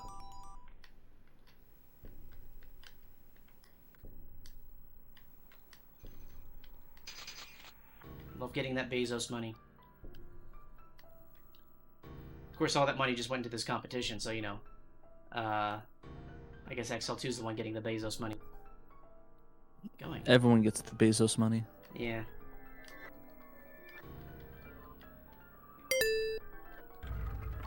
Oh, thanks for the follow, Chromede? I'm assuming it's Chromede. I don't know. Or Chromaday, maybe? You can correct me. What's going on now? Oh, a new sub? Okay, that's special. Chromaday, you gotta like tell us about yourself. I'm hoping you're using Amazon Prime money, not your own. Yeah, it said it was Twitch Prime, but still, though, that's really cool. Yeah, really, really cool. I don't want people to spend their own money on me if they don't have to, because I'm just going to throw it back into the Saturn dev stuff. But I will take Amazon's money, like all day, every day. Yeah, but you're doing a great service, though. You definitely deserve it, showing off all these developers having these competitions, and even your sample codes and your sample stuff on your website just to get into homebrew development. So, Chromaday, just tell us what your interest in Saturn homebrew is, or just programming in general. So that's Trainico. He's from Sega Saturn Shiro. So actually, I want to quickly plug. I was on yesterday's Shiro streams, or podcast, or whatever. Well, they're streams, really, but they're going to also be a podcast, I guess.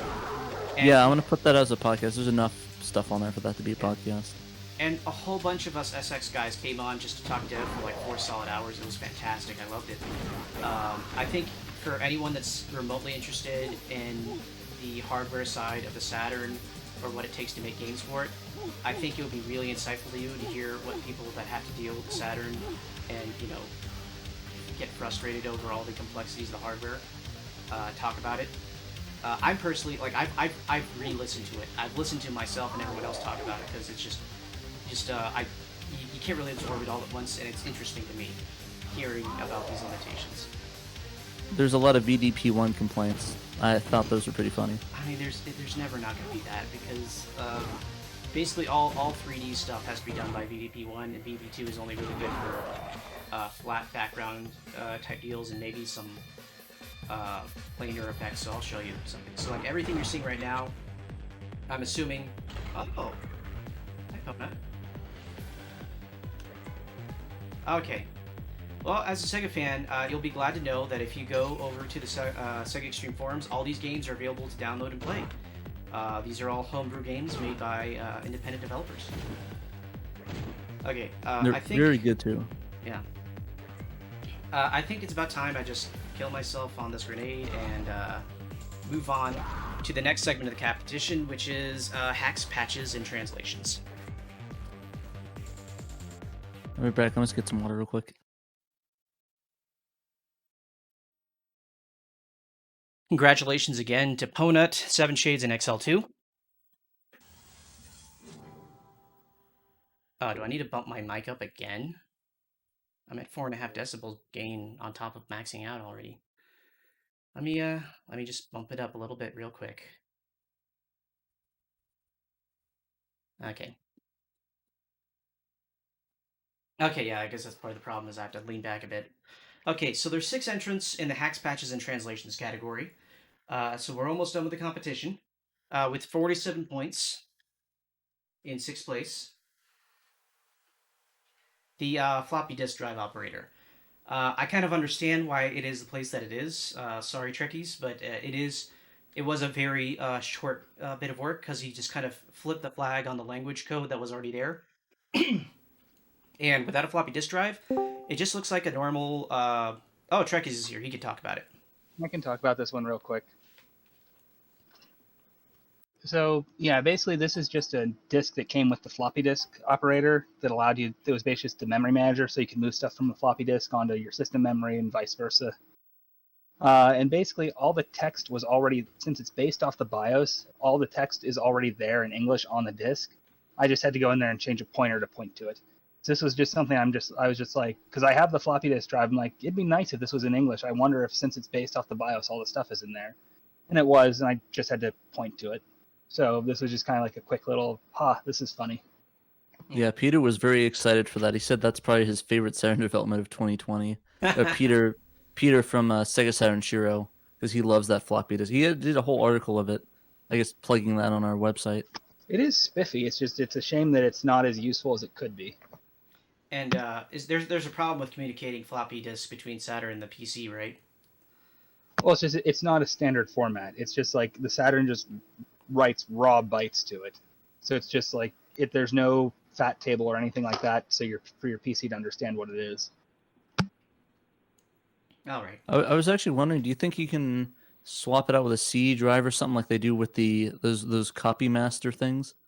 It's just a serial interface, as far as I understand.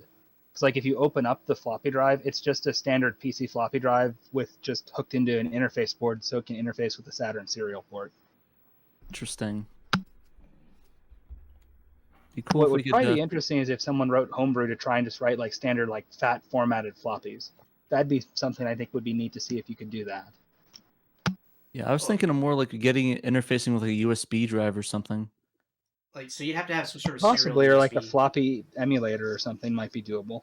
Yeah, so that way you can just easily transfer on it. That'd be really cool. Have a USB storage for your save data. That's kind of cool.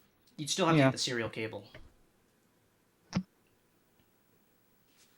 Fair enough. Oh, Shane actually has a good question. Do you think Putty could actually play with that? If you could try serial out through and then connect to the PC through Putty? I have no idea. Possibly, you'd probably have to have something on the Saturn that's there, understanding to look through the serial port. As far as I understand, the Saturn serial port is just standard. I could be like, obviously, like the connector isn't, but what's on it, like what all the pins are, I think it's just a standard serial interface. I could be wrong on that though. All right. Well, thank you, Trekkies, and stick around because I think you have at least one more entry in this competition. So we'll move on to 5th place now.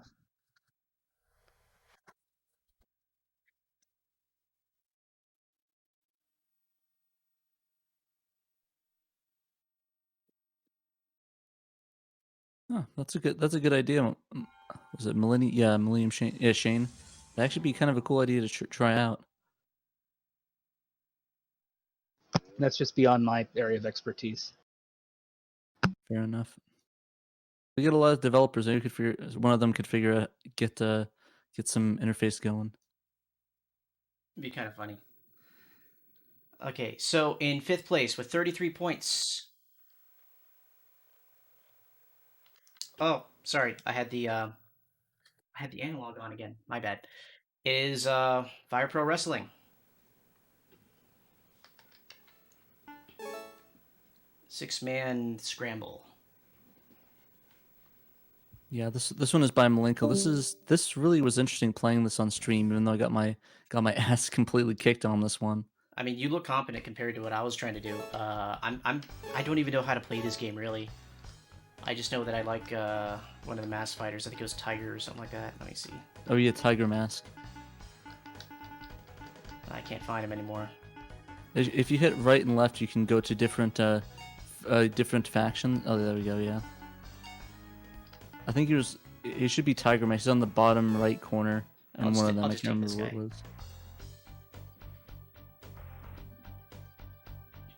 Yeah, I think they changed some of the names to their official ones because they didn't have those official names. Yeah, because they had to do the Great Value brand version of those wrestlers just to make sure they didn't get in trouble. Because I don't think none of these are supposedly licensed. So there's like an unlicensed soft adaptation of the actual wrestling federations or something like that. Yeah, it's like a mixture of American and New Japan Pro Wrestling teams. Thought it was kind of cool. If we got Slinga or Malenko on here to talk about it, we might have something insightful to say. Honestly, I don't know too much about wrestling at all. If you go to the last night's stream on Shiro, actually, I'll try when this gets uploaded to YouTube. I'll try to make sure that it gets linked on there on the description. But we actually got some pretty insightful commentary. Was that Malenko that was talking about it? No, that was a Murder of Crows, aka K, for people that watch Shiro, K from Sega Saturn Shiro. He assisted in it. He told me you started as a beta tester, but he's a little bit more than that now. I don't exactly know how deep it is, but he's working on quite a bit of it as well. So he was really insightful in that, and he's very into it because he loves this game. It's like one of his favorite games on the system. So yeah, there's a bunch of comments on that. I need to sit down and add some bookmarks for each of the games, but I'll do that hopefully tomorrow or probably by Monday. So people can just skip ahead if they want to see which games and get that insightful comment on those. I don't know what I'm doing. Oh my crap. But yeah, there was a lot of helpful commentary on that podcast, so I think go check out that stream or that podcast, whichever is more convenient by the time this releases, and actually listen to what some of the creators have to say. Because 5 minutes is not enough to talk about all these games. I just need to get through them all to, go through the placings and see who won. I actually have a comment that he sent me. He wanted to mention that the 6-man scramble was about 50% create a wrestler mode. To truly see how much work went into the translation, you have to go into the edit wrestler mode and look at that. Everything is in there that's in English because of Malenko. Okay, so let's reset real quick and actually look at that. Yeah, they because the creator wrestler mode is insane in this game. It's so in depth. You can get so many characters like pretty much on point to what they're supposed to be. So that's what I appreciate about Kay and Malenko's their passion for this game. It's amazing. So yeah, so I understand that the cult following for this game is primarily because of this wrestler edit mode. So let me see. Yeah. Okay, I'm definitely an amateur. Size, let me make a medium. Oh, what are all these? Oh, is that like a preset? Yeah, I believe so. Or it might be like a randomizer thing.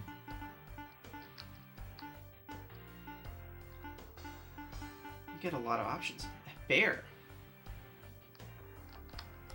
Can I be a bear?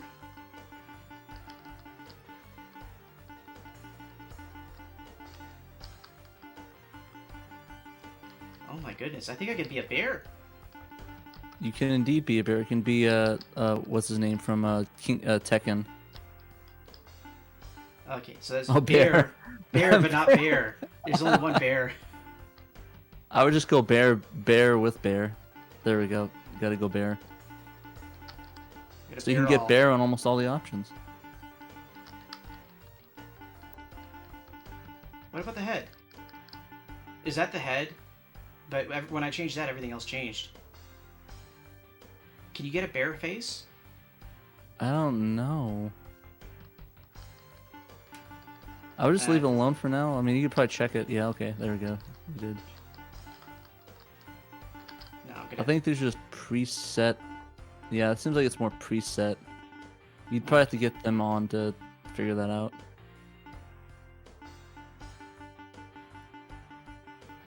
And yeah, the customization is insane on this game. It's utterly ridiculous, and it kind of reminds me of I don't know if you ever played the Ultimate Muscle Kaneko Man on the GameCube. It kind of reminds me of that, except in even greater detail than that game. You can edit the RGB colors. Holy crap, this is ridiculous. Yeah, this is not gonna... Okay, let's, There's just so much crap in here.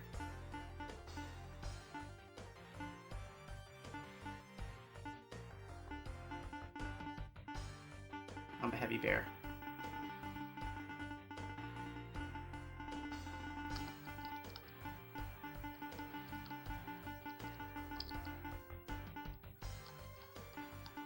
What do you need a birthday for? I don't understand. This is excessive. Do I really need to set my birthday here? You don't have to. You can let everything default if you want, but I'm it's just asking cool. why it's an option though. Like I don't get it. Like how does that affect anything? It's just role playing. Yeah, it's weird. I don't know exactly. You'd have to ask Malenko or Kay for more information, but I believe it's just like different stats. So see how you have points used on the bottom. So it's about how much points you can set. So I think you have out of 100. So you can, I believe you can level them up. Okay, 180. Okay, sorry.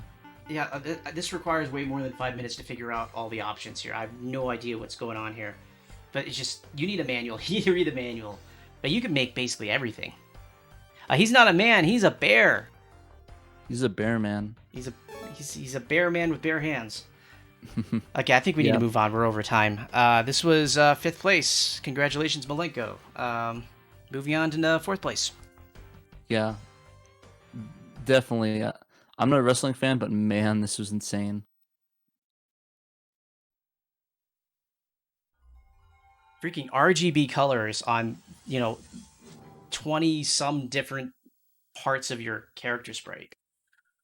Yeah, I think Kay and Malenko told me that that's like they just released a new version of that, so that's just that build. So he's updating it almost every day. It's insane.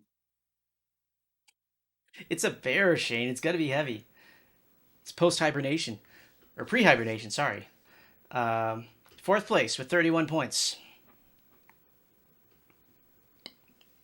Save Game Extractor by Slinga. Once again, I'm inviting Slinga on to chat if he wants to come on, if he's on the stream. I'm guessing he's not. But this is distinct from the Save Game Copier. The Save Game Copier allows you to put internal memory and BIOS dumps and stuff like that onto your SD. No, that's the Save Game Copier. The Save Game Extractor allows you to record with audio your save file and copy it onto your computer. And then when you reburn the disk, you can include that save file on the disk and download it back again. So this is if you have absolutely no peripherals whatsoever. You just have a pseudo Saturn Kai or some ODE that doesn't have SD writing support, and you absolutely need to record this. Just take your laptop mic, rub it up against the TV, press play, and follow the instructions in the thread, and you will retrieve your save and be able to back it up. So I'm going to give you guys my Panzer Dragoons Y save file. So I'll just ask for quiet, please, while we play the save file. Anyone that wants to record it, bring out your, whatever recording equipment that you have.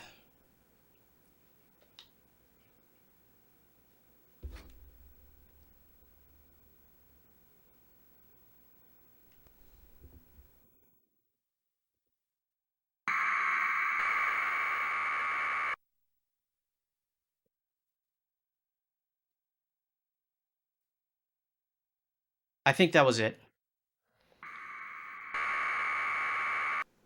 Okay, let's assume that was it.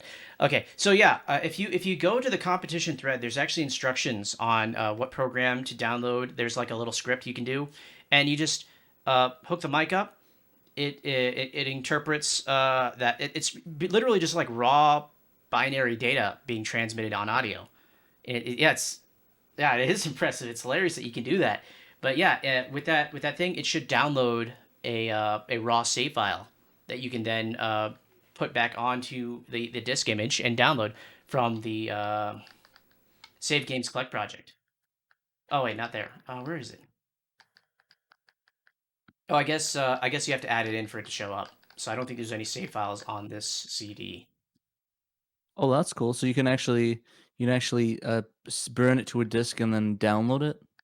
Yeah. So after you back it up, if you want to put it back in your Saturn, you have to reburn the disk with the save file intact on said disk. So And there's can you instructions do on a the thread. bulk? Can you do also a bulk download as well, like the entirety of the RAM? The RAM? Or sorry, Or the save data. Sorry about that. I don't know about bulk. I think you just have to go in order.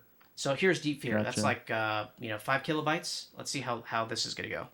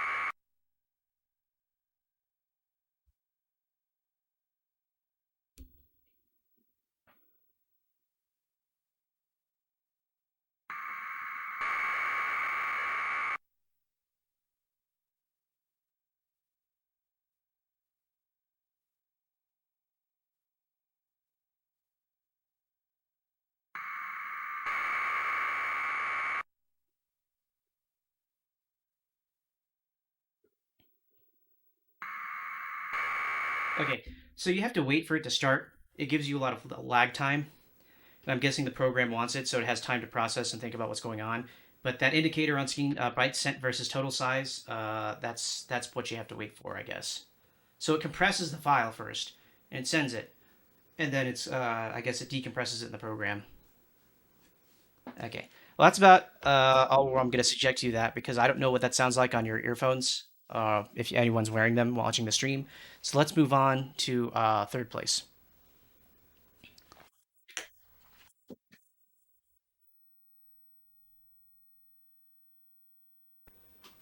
I think cool thing, a note on that is that you actually probably could you'd probably load it to a RAID or an ODE and download it too.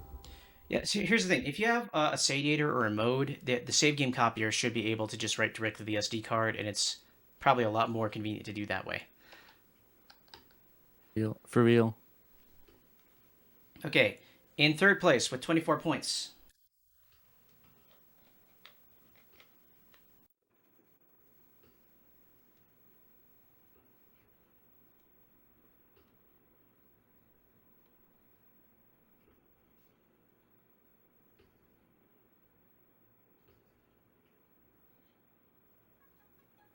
It's Lunar Silver Star Story Dub Edition by Clark.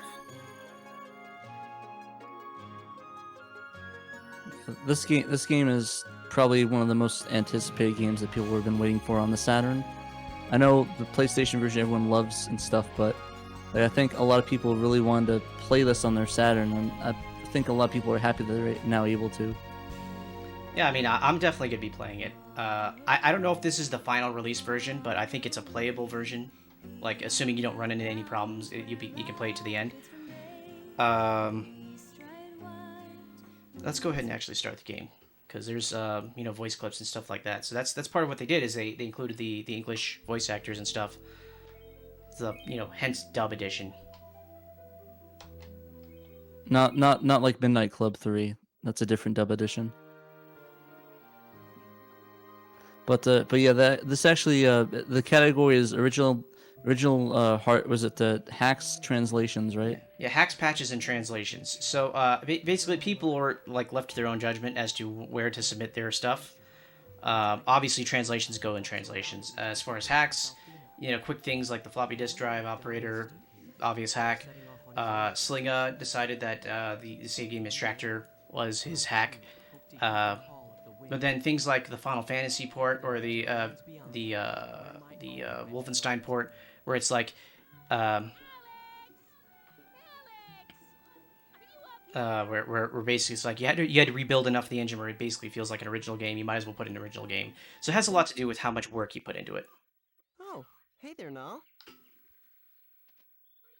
What do you mean? Oh, Yeah, I think I've noticed something where a lot of the people on the different teams have worked with each other. So I know Trekkies did a lot of work with not only Grandia but also Lunar and even Castlevania as well. In honor of the So the interconnectivity is pretty awesome on these as well. Yeah.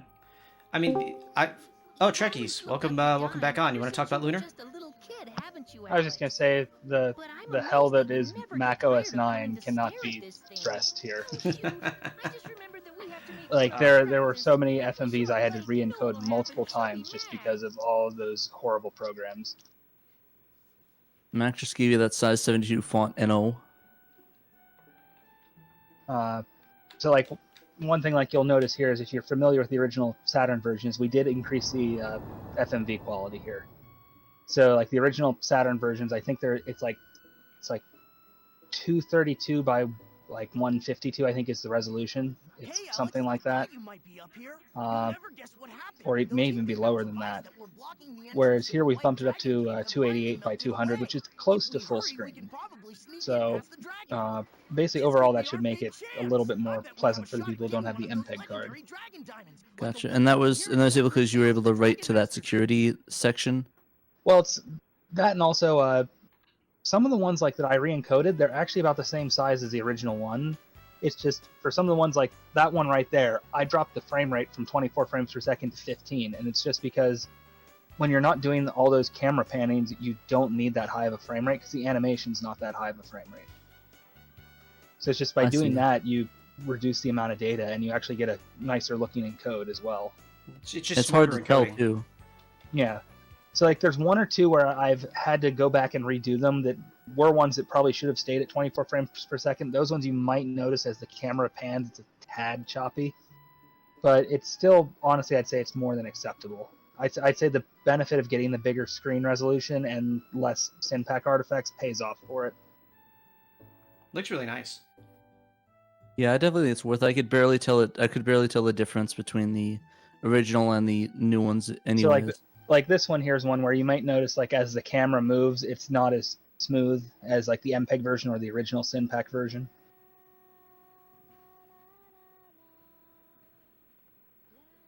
And like this is the one where I mentioned last night that I actually did like a hybrid between the Japanese audio and the dub audio, just because the dub audio comes from the PSP version, and for some reason like they didn't have all the original like background instrumentation for the PSP dub, and some of what they replaced it with just isn't very good. So like Alex's ocarina here is pretty like comically bad when you hear it. So I just kind of merged them so it actually sounded at least somewhat pleasant. So his ocarina from the PSP version is better in the Japanese one, or it's better in the Saturn one? So the PSP version, the dub is the same. It's the same audio as the Japanese version on the Saturn and PlayStation. Gotcha. That's weird. So for the dub, for some reason, it seems like whatever they had that they gave Xseed, they didn't have all the original like background audio for all the cutscenes. So they kind of had to like recreate some of it. So like this is still the Japanese audio here, but when it switches over to like when Luna starts talking, that's where I merged it over to the English audio. And it's just, if you look up like this cutscene in the PSP version, it's like I said, it's comical how bad the ocarina is fumbled. That's so weird that they would put that in. But I guess maybe when they had to do it, they had no choice but to Right, they may that. just not have had what they needed, so they did their best. Didn't they replace the music as well in the Harmony dub as well? No, it's all still like maybe in the like actual game, but all the actual like cutscenes, it's usually mostly the same. Like if it had like actual like music that they had from the soundtrack in that, they used it. I gotcha. I think like the only one that's different is the opening, but that's different than the Japanese one too. They kind of did like an anniversary version of the opening song. Oh, okay, that's why. I thought somebody told me I thought they lost all the music and they had to redo it. It's basically just like some of like the backing audio in some of the cutscenes. It's like with that one, it's like the sound effect track, the like Alex's ocarina, things like that. They have some. It seems like some of them it's the same. Other ones it seems like they've recreated it. Gotcha. And it makes you wonder if maybe they made his ocarina bad on purpose to have the joke that maybe he's not good at playing it. That too is possible. I just thought it kind of killed the scene. Yeah, that makes sense. So Shane has a question. He's saying Harmony as in Harmony Gold? Oh, no. No, the PSP version is called Silver Star Harmony. Okay. And it was dubbed by Xseed. Whereas the original like PlayStation version is done by Working Designs. Yeah, and they have recognizable... They both have their ups and downs. Like the Working Designs one has its charm in that it's Working Designs, and for the 90s it's not a bad dub. It's just when we went to try and put that in, what Working Designs did is they edited the animation, so they edited the lip flaps basically to match their dub. So when we took like these higher quality like video files we have from like the MPEG version, the PSP version, and the PC version, and tried to put their audio in there, suddenly it got horribly out of sync. So it's like you'd have like Luna's talking on screen, but it's Alex's voice coming out, kind of thing going on. Like that's how bad they edited it to try and give you more like space for their dialogue. So we were kind of stuck in this spot. Like I'm like, I do not want to go through here and try and find frame for frame edit from the PS1 version to try and fix it, when we have a perfectly fine dub on the PSP version we can just use. So like the PSP version, I'd say in general tends to lean more towards being, I'd say, more accurate to what's in the Japanese. And the other side of it is it's all done by professional voice actors of like modern like anime industry. So like Alex's voice, you'll notice is Suzaku from Code Geass. Null is Shinji from Evangelion. So it's yes, just you have that going for it, where it's a much higher quality product. So it's like I said, the Working Designs one, it's not bad for when it's done, but there's some obvious issues with it. So it has kind of like suffers from that thing of where you have a voice actor, it kind of sounds like they're a bit scared to get loud in the voice booth. Whereas like the Working Designs one, it's all not Working Designs. The Xseed one is all professionals, and they kind of know how to do things, if that makes sense. Yeah, I think I forgot to ask this on the last stream, but did this actually use the Working Design script, right? Right, but I think you'll find, like, because actually I think where the script comes from is the iPhone port, and the iPhone port uses the Working Designs text, and I think you'll find, like, the PSP version actually uses quite a bit of that as well. So, like, that's where it's kind of just, it's odd. So I think Mr. Conan was working with some people to try and go through and clean some of that up to get some of, like, the most egregious things that are in that one, of things where, like, what's being said is nowhere near what's being said in the Japanese one. It actually kind of kills some parts of the game or makes it unnecessarily more difficult. So he's working with someone to try and like rework some of that to get it to be a little bit more accurate. I know. You guys should definitely re-add that Bill Clinton joke in, though. That needs to stay in this version. No. The thing is, like, would anyone even get that at this point? Probably not. But hey, that's part of the problem with some of those. Yeah, but hey, you never know about the about a Working Designs dub. Maybe somebody crazy, perhaps. If someone wants to take the time to like fix them, like to do a frame-by-frame edit to make those work, more power to them. It was just something where it's like I'm already like ripping my hair out trying to encode these just in Mac OS 9 without doing that kind of stuff to them. I don't want to sit there and do it all over again. Yeah, you never know. Maybe somebody crazy that would be willing to do all the editing, that might have access to the sources, maybe decide to do the cuts for it and use that time to do that. You never know. Yeah, because like the problem with saying like, well, then in that case, just like re-encode the PlayStation ones. The PlayStation ones they're kind of like they're even they're lower resolution than what we've replaced it with in the Saturn in the Synpack one. I think there's something like, I think it's like 240 by 192 or something like that is the resolution of those. So it's bigger than like the original Synpack release, but it's smaller than what we've put in here, and it's smaller than the MPEG version. So it's basically like we would end up with something that actually looked worse. Because it's one of those things where you don't want to, if you can avoid it, you don't want to like re-encode something that's already compressed. Because then you're just kind of compressing compression artifacts. Not fun. So to answer Shane's question, it's not a reference to Gaming the Clinton Years, which is a YouTube series that I guess you just have to see once to get. They literally had a Clinton joke written into the game, added by the dub team. Yeah, so it was basically Working Designs was infamous for putting like they basically would put in like pop culture references and like political humor and that into some of their translations.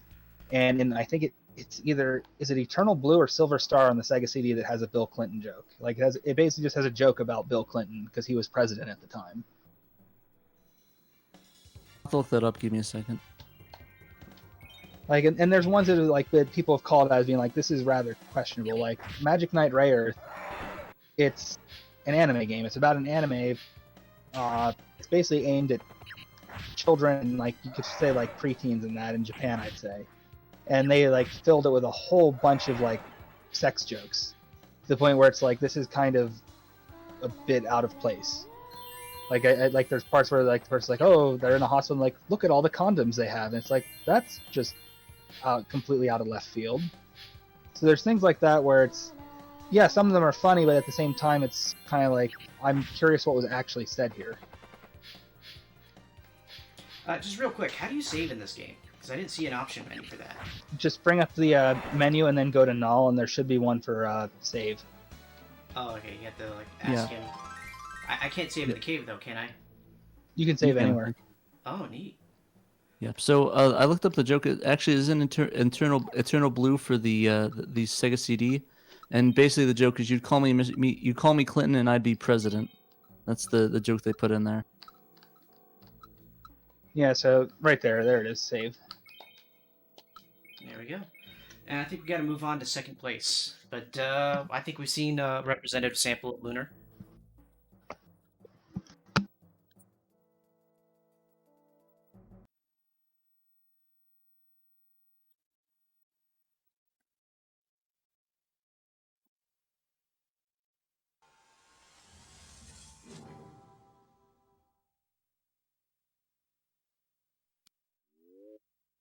Ah, crap, I didn't wait this time. Okay.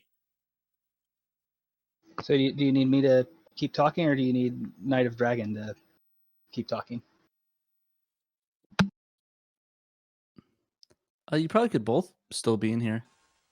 Yeah, I don't think there's a limit on the number of people. Like, I'd love for everyone to just kind of hang out. Okay, now this is a really tight competition. It came down to 1 point between 8 judges. I want you guys to realize that. 1 point between 8 judges. That's very close. It might as well be a tie, but you know, numbers are numbers. Second place with 17 points.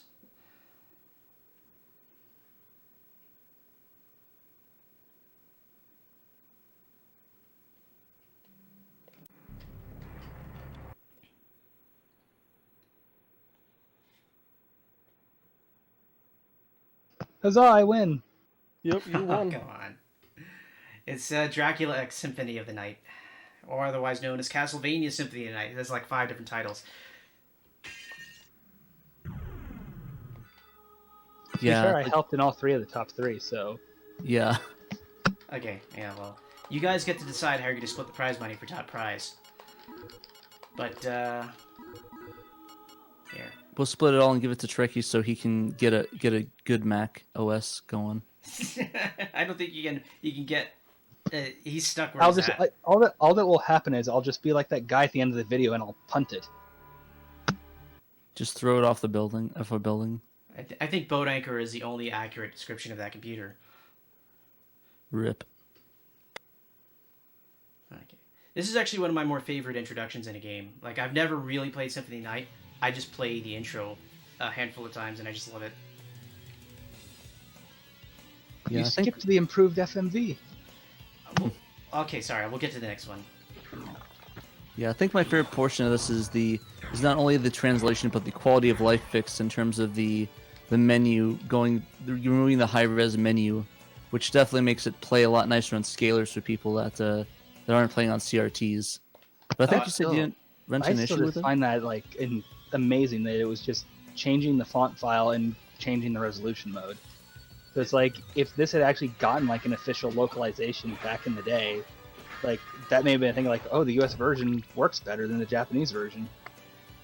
I honestly don't understand the choice to reload a font file every time you press a button. Well, so I thought about that, and with the PlayStation version, it uses the PlayStation BIOS for all its font, whereas the Saturn, I don't think you can do that as easily. So they have to keep loading that. They don't have that whole font available to them just there. So they have to keep loading it in, which for Japanese, probably the better way to do it would have been to only load what they need for the menu. But depending on what items you have, you don't know what you'll need. And if that, and again, it's like Grandia has its entire font in memory at once, but its font is compressed.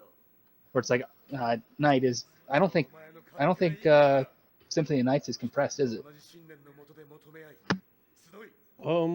No, nothing is compressed.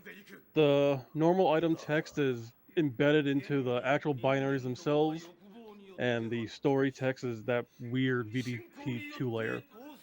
None of that's compressed. The only thing that's compressed are any of the VDV1 or VDP1 sprites that are on the screen.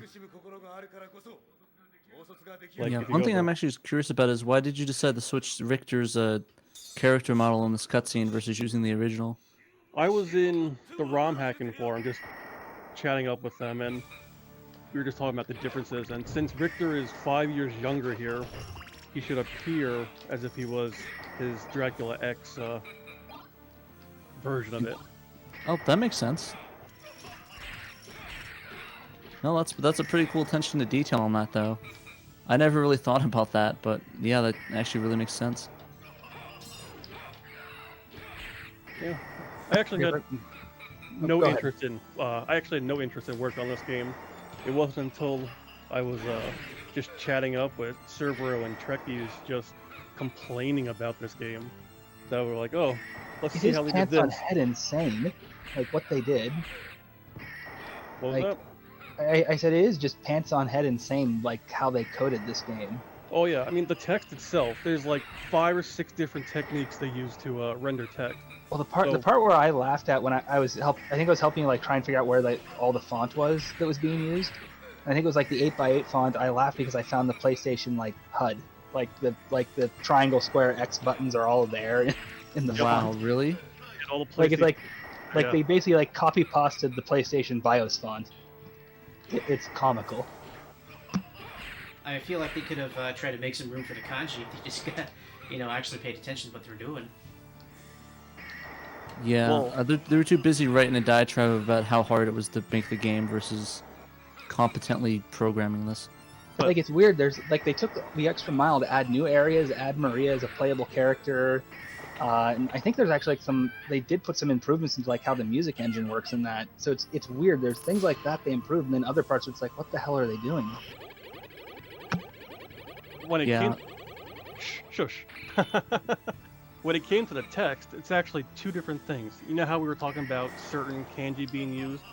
When it came to items in the game, the only kanji available is in that area you're playing. It's when you go to the sub-menu that it loads the entire sheet. So they had like both approaches going. It was a definitely odd choice of them. For the love of God, use Hydrostorm. How do I do that?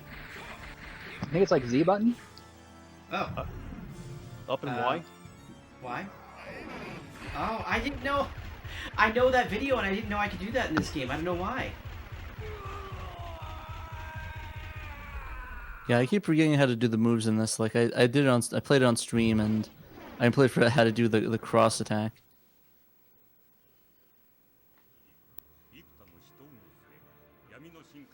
Yeah, Castlevania series doing Netflix is really good. Go watch that. This is when I had to edit this for one word. Hey, what do you mean? I think the actual isn't the official PlayStation version? It's actually a little bit different in the last paragraph, I think. It might be, but in this one, I guess the Japanese called Trevor Ralph. Yeah. So I had to go in and change the Trevor, so it was consistent with us. Yep. That was all that just for one word. Wow. Is there a reason why they called him Ralph in Japan, or they changed it to Trevor?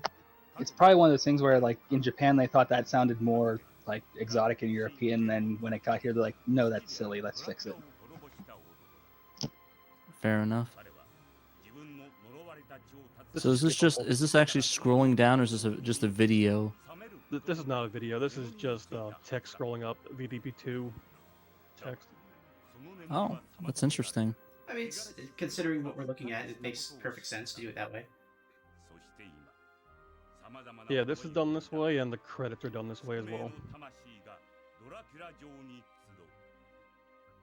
Yeah, I think Resident Evil is done a similar way, with the credits being generated instead of played by a video.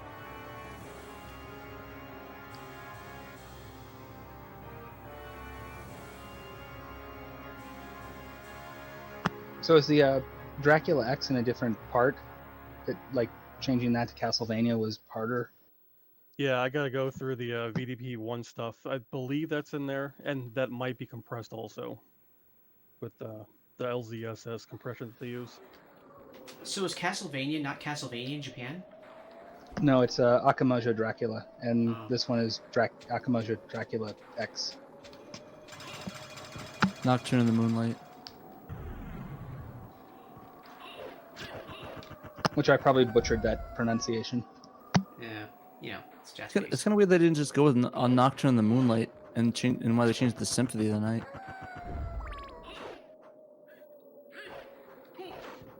I kind of prefer the sound of Symphony of the Night, so maybe they did some focus testing or something.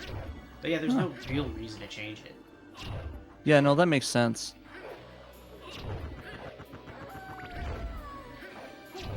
You still got the slowdowns, though. I don't think there's any way to get rid of that, is there? There is. That's just gonna take work trying to find what they're doing. They do a lot of stuff in the V-Blink or update routine, whatever you want to call it, and a lot of it can get taken out. It's just time finding all those functions to remove.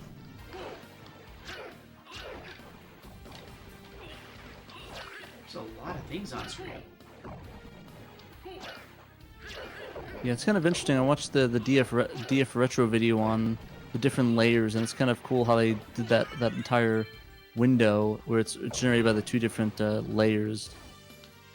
And it's kind of weird how detailed the grass background is for just a little bit peeking out through the window.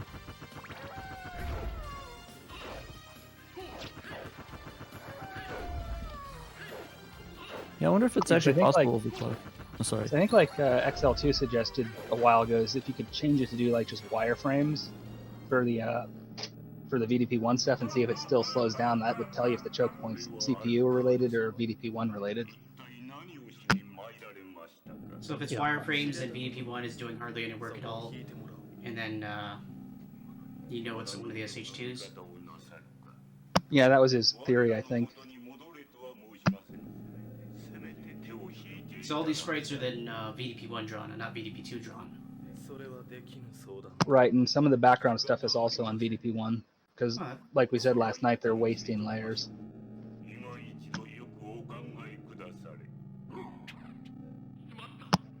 Knight, did you want to go over again, how the text here works? Well, yeah, that part was all done through the VDP2, except for the 8x8 characters that said, death and alley card. That stuff was on the VDP1. The way they did there was they saved the pattern table and character table separately. So those two got loaded in. So it's pretty much a bitmap that they just grab chunks of and throw it to the screen for each line. So all that I did there was just edit the bitmaps using the same 8x8 characters and generate new bitmaps to get that illusion. That was one of the last things I did. But to control the text, they actually embedded that into the binaries themselves also, with little things like play sound cue here, pause here, and stuff like that.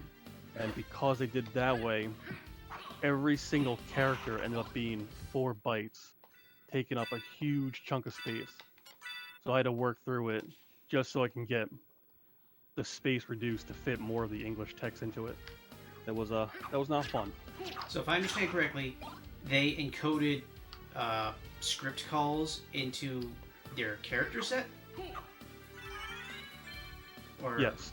Okay. Into like the actual talking part of the character set. So if you see like the word A, there might be a code on it, because A would be 000000, and then A. The code would to like pause it would be like 30 in front of it, so you know it's a pause, and then the length, and then the next character would be, B. That's how they did that. That doesn't. That sounds completely insane to me. Yes, it was a very silly way to do the text. So like on its own, it's not that far off from like what you see in like Grandia and that, where it's like here in the script part of it, here's like the control code telling you how to draw it, and then the actual like text. The part that's just really like bonkers here is they store it that way, but then they store it again as like a bitmap to draw on screen for that text box, instead of just saying like, here's the characters, find them from the font table and just draw them.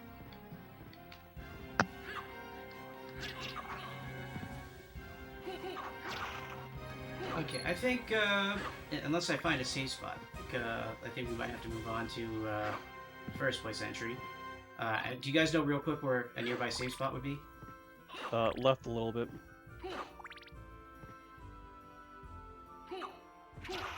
I think it's left, then you go into this room, and then it's left right before you go into the first boss battle.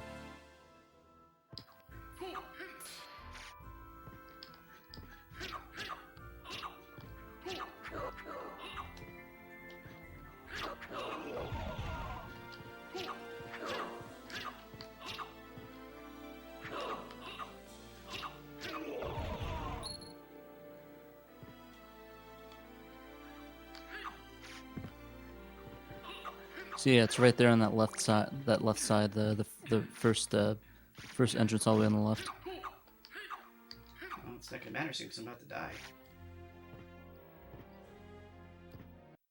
All right, here we go. 6 hit points. Have fun. Future me trying to come. Oh, it heals you up. Okay, good. That would have been unfortunate. Yeah, I abuse that quite a bit sometimes exploring. All right. So let's move on to first place.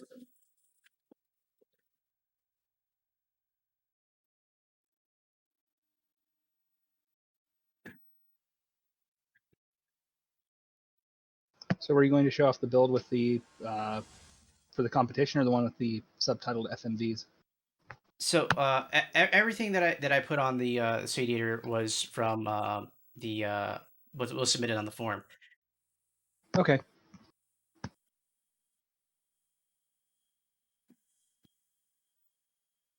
Just to kind of keep things fair, because that's also what I distributed to the judges. So first place with 16 points is Grandia by Trekkies Unit 118. Congrats. Yeah, I think this is one of the first fan translations we featured on the Saturn page, because I think this was the newest at the time when we started Shiro back in 19. Well, we started back in 17, but this is the first one that I think that dropped new when we were playing, that we're doing Shiro still. And this one got fairly popular. I think we got like 2,000 views on it in a couple of days. So a lot of people were really hyped about this one. And it was a lot of fun. Yeah, I played Grandia 2, and I was looking forward to play Grandia 1. I accidentally bought the Japanese copy thinking it was an English copy, because I didn't know that it never came here, because I can't imagine it wouldn't. So I ended up getting rid of that at some point when I moved, but no, I'm happy to be able to play this, finally. I mean, I guess I could have played this last year, but I just never got the time. By the way, hi Oni-kun. I don't know how long you've been in the stream, but this is nearing the end of the annual Saturn Homebrew competition. This is the first place prize, Trekkies Unite's translation of Grandia. for the category of hacks, patches, and translations. Yeah, so with the build for the competition, and pretty much everything is in English, just not the FMVs at this point, because Nanash was still working on figuring out the codec. But since then, he's figured out the FMV codec, so the latest build out there now is a release candidate version that actually has the FMVs subtitled and everything now. Okay, so the latest version that you have out is 0.9, waiting for testing. 0.91. Okay, 0.91. So 0.91, once it goes through testing, will become version 1.0, and the version assuming there's nothing that goes wrong. Right. So presumably everything is done. So then, am I playing 0.90? You're 0.86. Okay.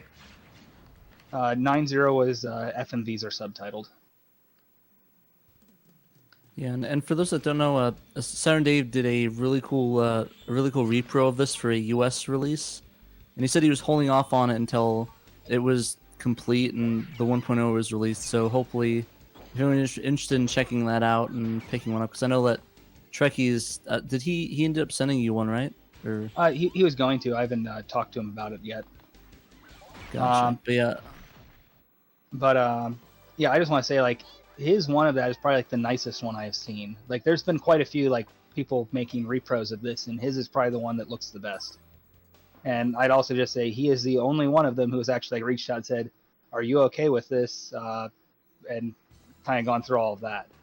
Whereas like I've seen quite a few where people have just like thrown up repros of it, and the part that annoys me the most about it was they were basically selling beta copies where it's like there could still be a game-breaking bug in here.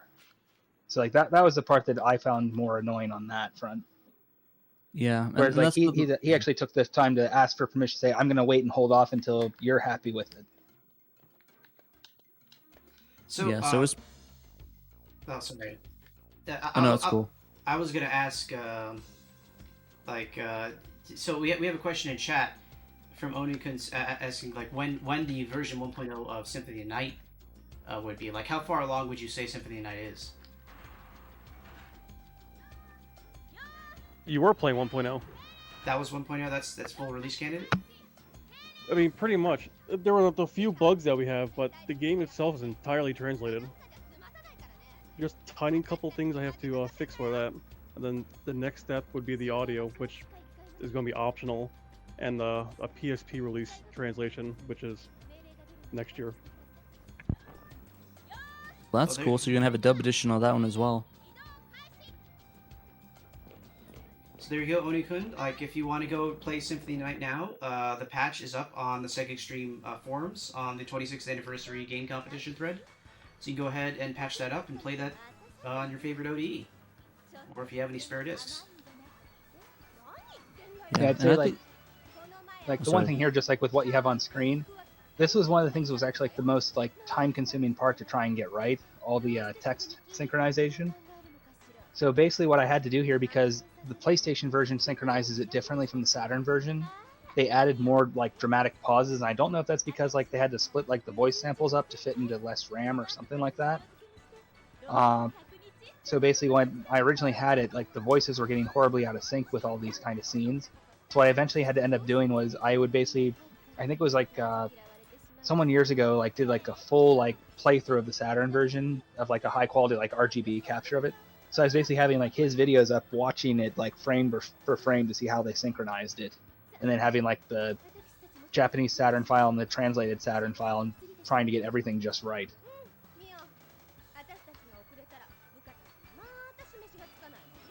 Well, here we go. It's paid off. It's finally done, presumably. Yeah. So I'd say like with this, I'd say how it is. I'd go so far as to say it's probably in better sync than the HD remaster with the Japanese audio. There's been a couple of those videos I've seen where it's just like, it's close, but it's still not quite right at some parts.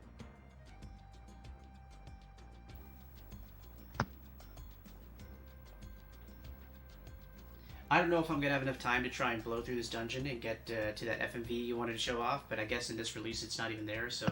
Yeah, if you don't have the 9.0, it's not going to be any different. Okay.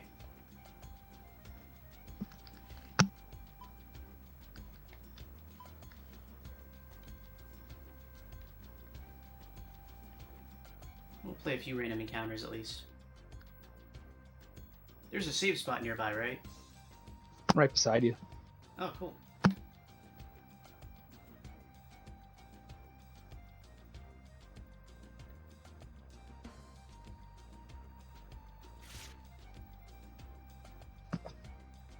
One thing that you can say is just kind of funny is the contrast with Symphony of Night versus Grandia. Symphony of Night, they did dithered text boxes for transparency, and here in Grandia they're doing proper transparent ones. So I just think it's kind of a funny contrast you have going.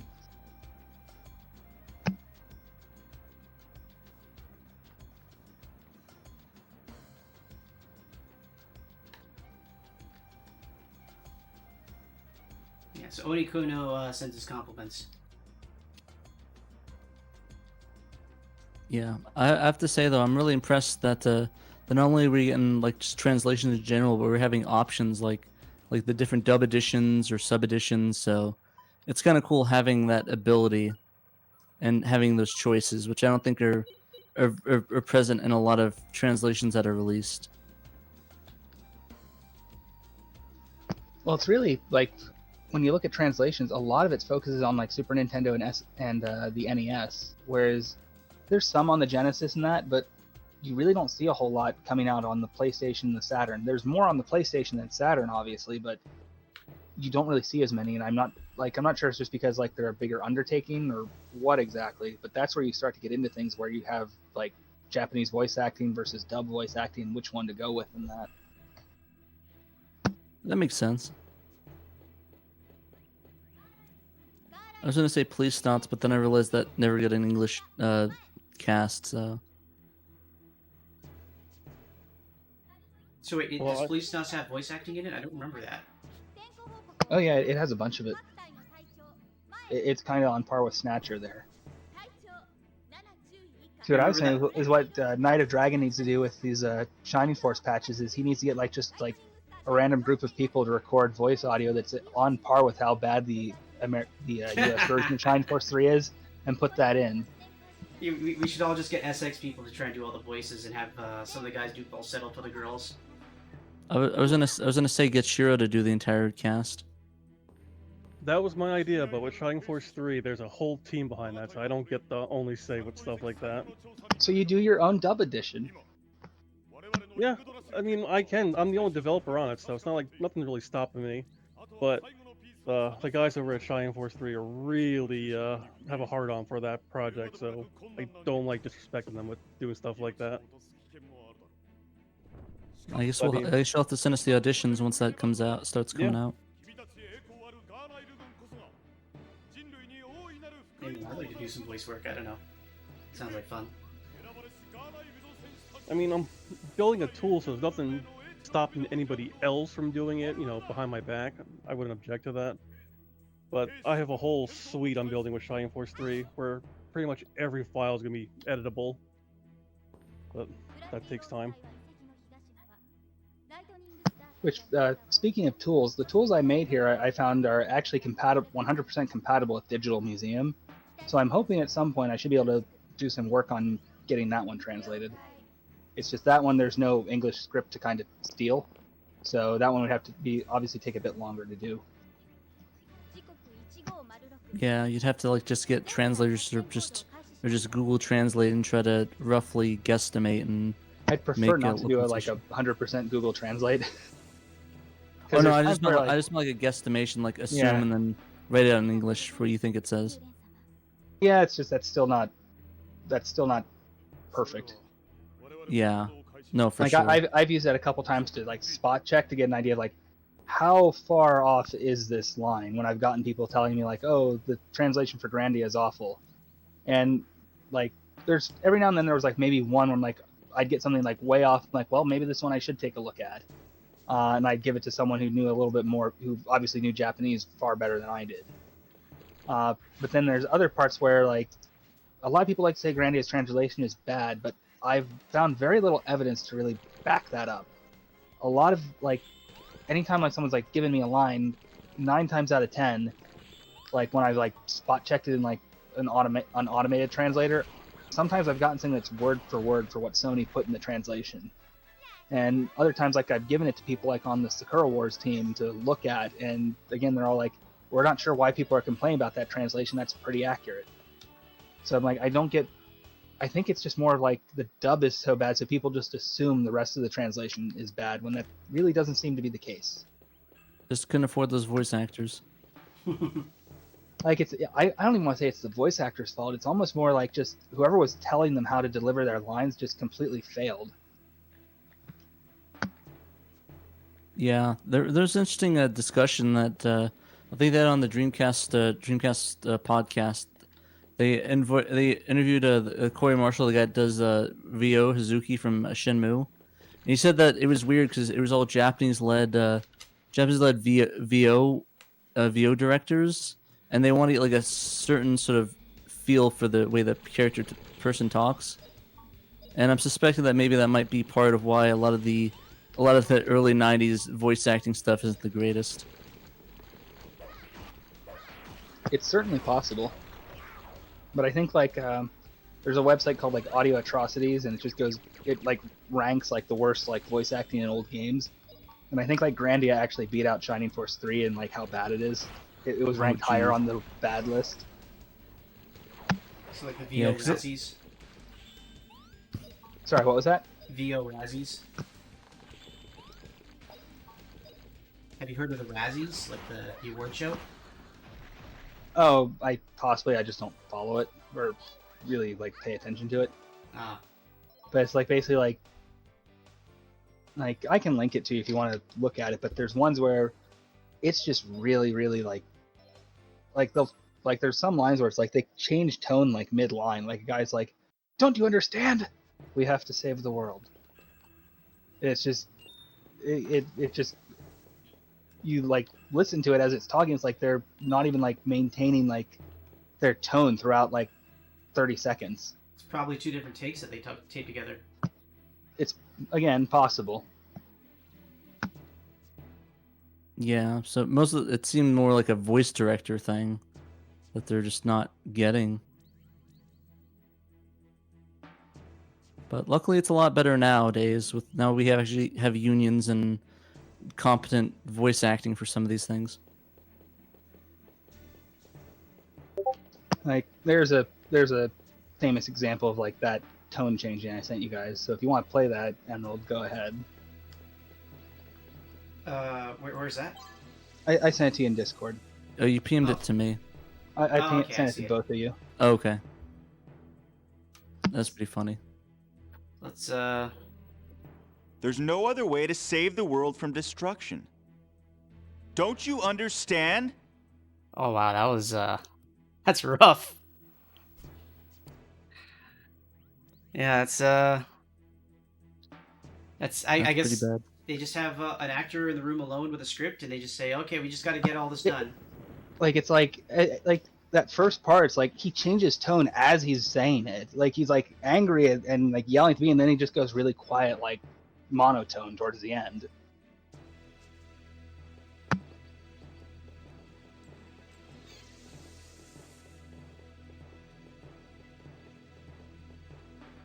They kept that voice acting in the Switch port, right? Yep. Why? Oh wait, it's probably the same reason why they just dithered everything. Yeah, they just didn't do a new dub at all for it. They just kept the old one and then gave the option to hear the Japanese if you wanted. Yeah, they really should have put a little bit more into that port than what they did.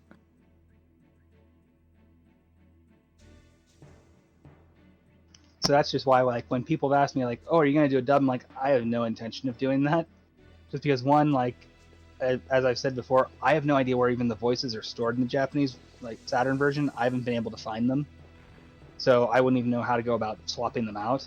The other side is, I see nothing to be gained from trying to put that in. If anything, it did you a favor by hiding it so hard. Probably.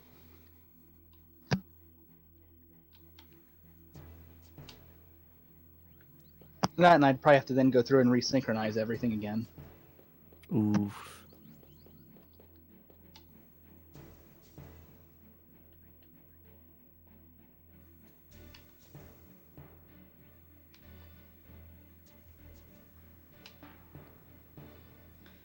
Okay, well, I don't know that I'm actually going to be able to get through this whole dungeon in one night. So, I think I'm going to call it for the night. So, Trekkies, congratulations. You are the winner of $20 and a 3D print of your choice. And, I guess, Shane will organize that printing, in one of his streams, where you can just kind of watch the 3D printer go and make whatever you want. So again, the winners for the original game category were third place was Ponuts64 with the Pony Game, winner of $10 and a 3D print. Seven Shades won second place with Cube Cat for $15. XL2 won first place with Hellslave for $25. All three of those winners get a 3D print. For Hacks, Patches, and Translations, first prize went to Trekkies Unite 118 for Grandia for $20.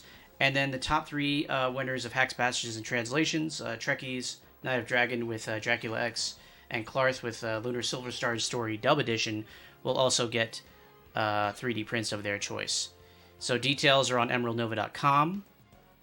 If you go to the Sega Extreme thread linked here, and when this is pushed to YouTube, it will be linked on YouTube as well. You can download all these games.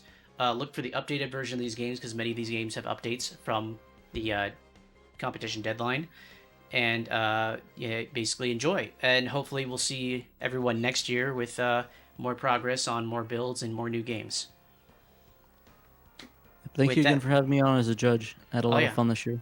Yeah. So basically, all the judges I want to invite back again for next year. Unfortunately, SSG got busy with life because that's just the nature of his work. Hopefully next year we'll have 9 judges. So yeah, basically I want to thank everyone on the Shiro team and everyone associated with Shiro, all the other reviewers, Pandemonium, Jonovi, etc. We have the SX members, Cervero and Corvidu, who also participated. Johannes Fetz of Joe Engine fame was also a judge, although he's not one to come on social media or Discord or anything like that very often. But yes, thank you everyone for coming. See you again next year. And I guess I'll just say good night, everyone.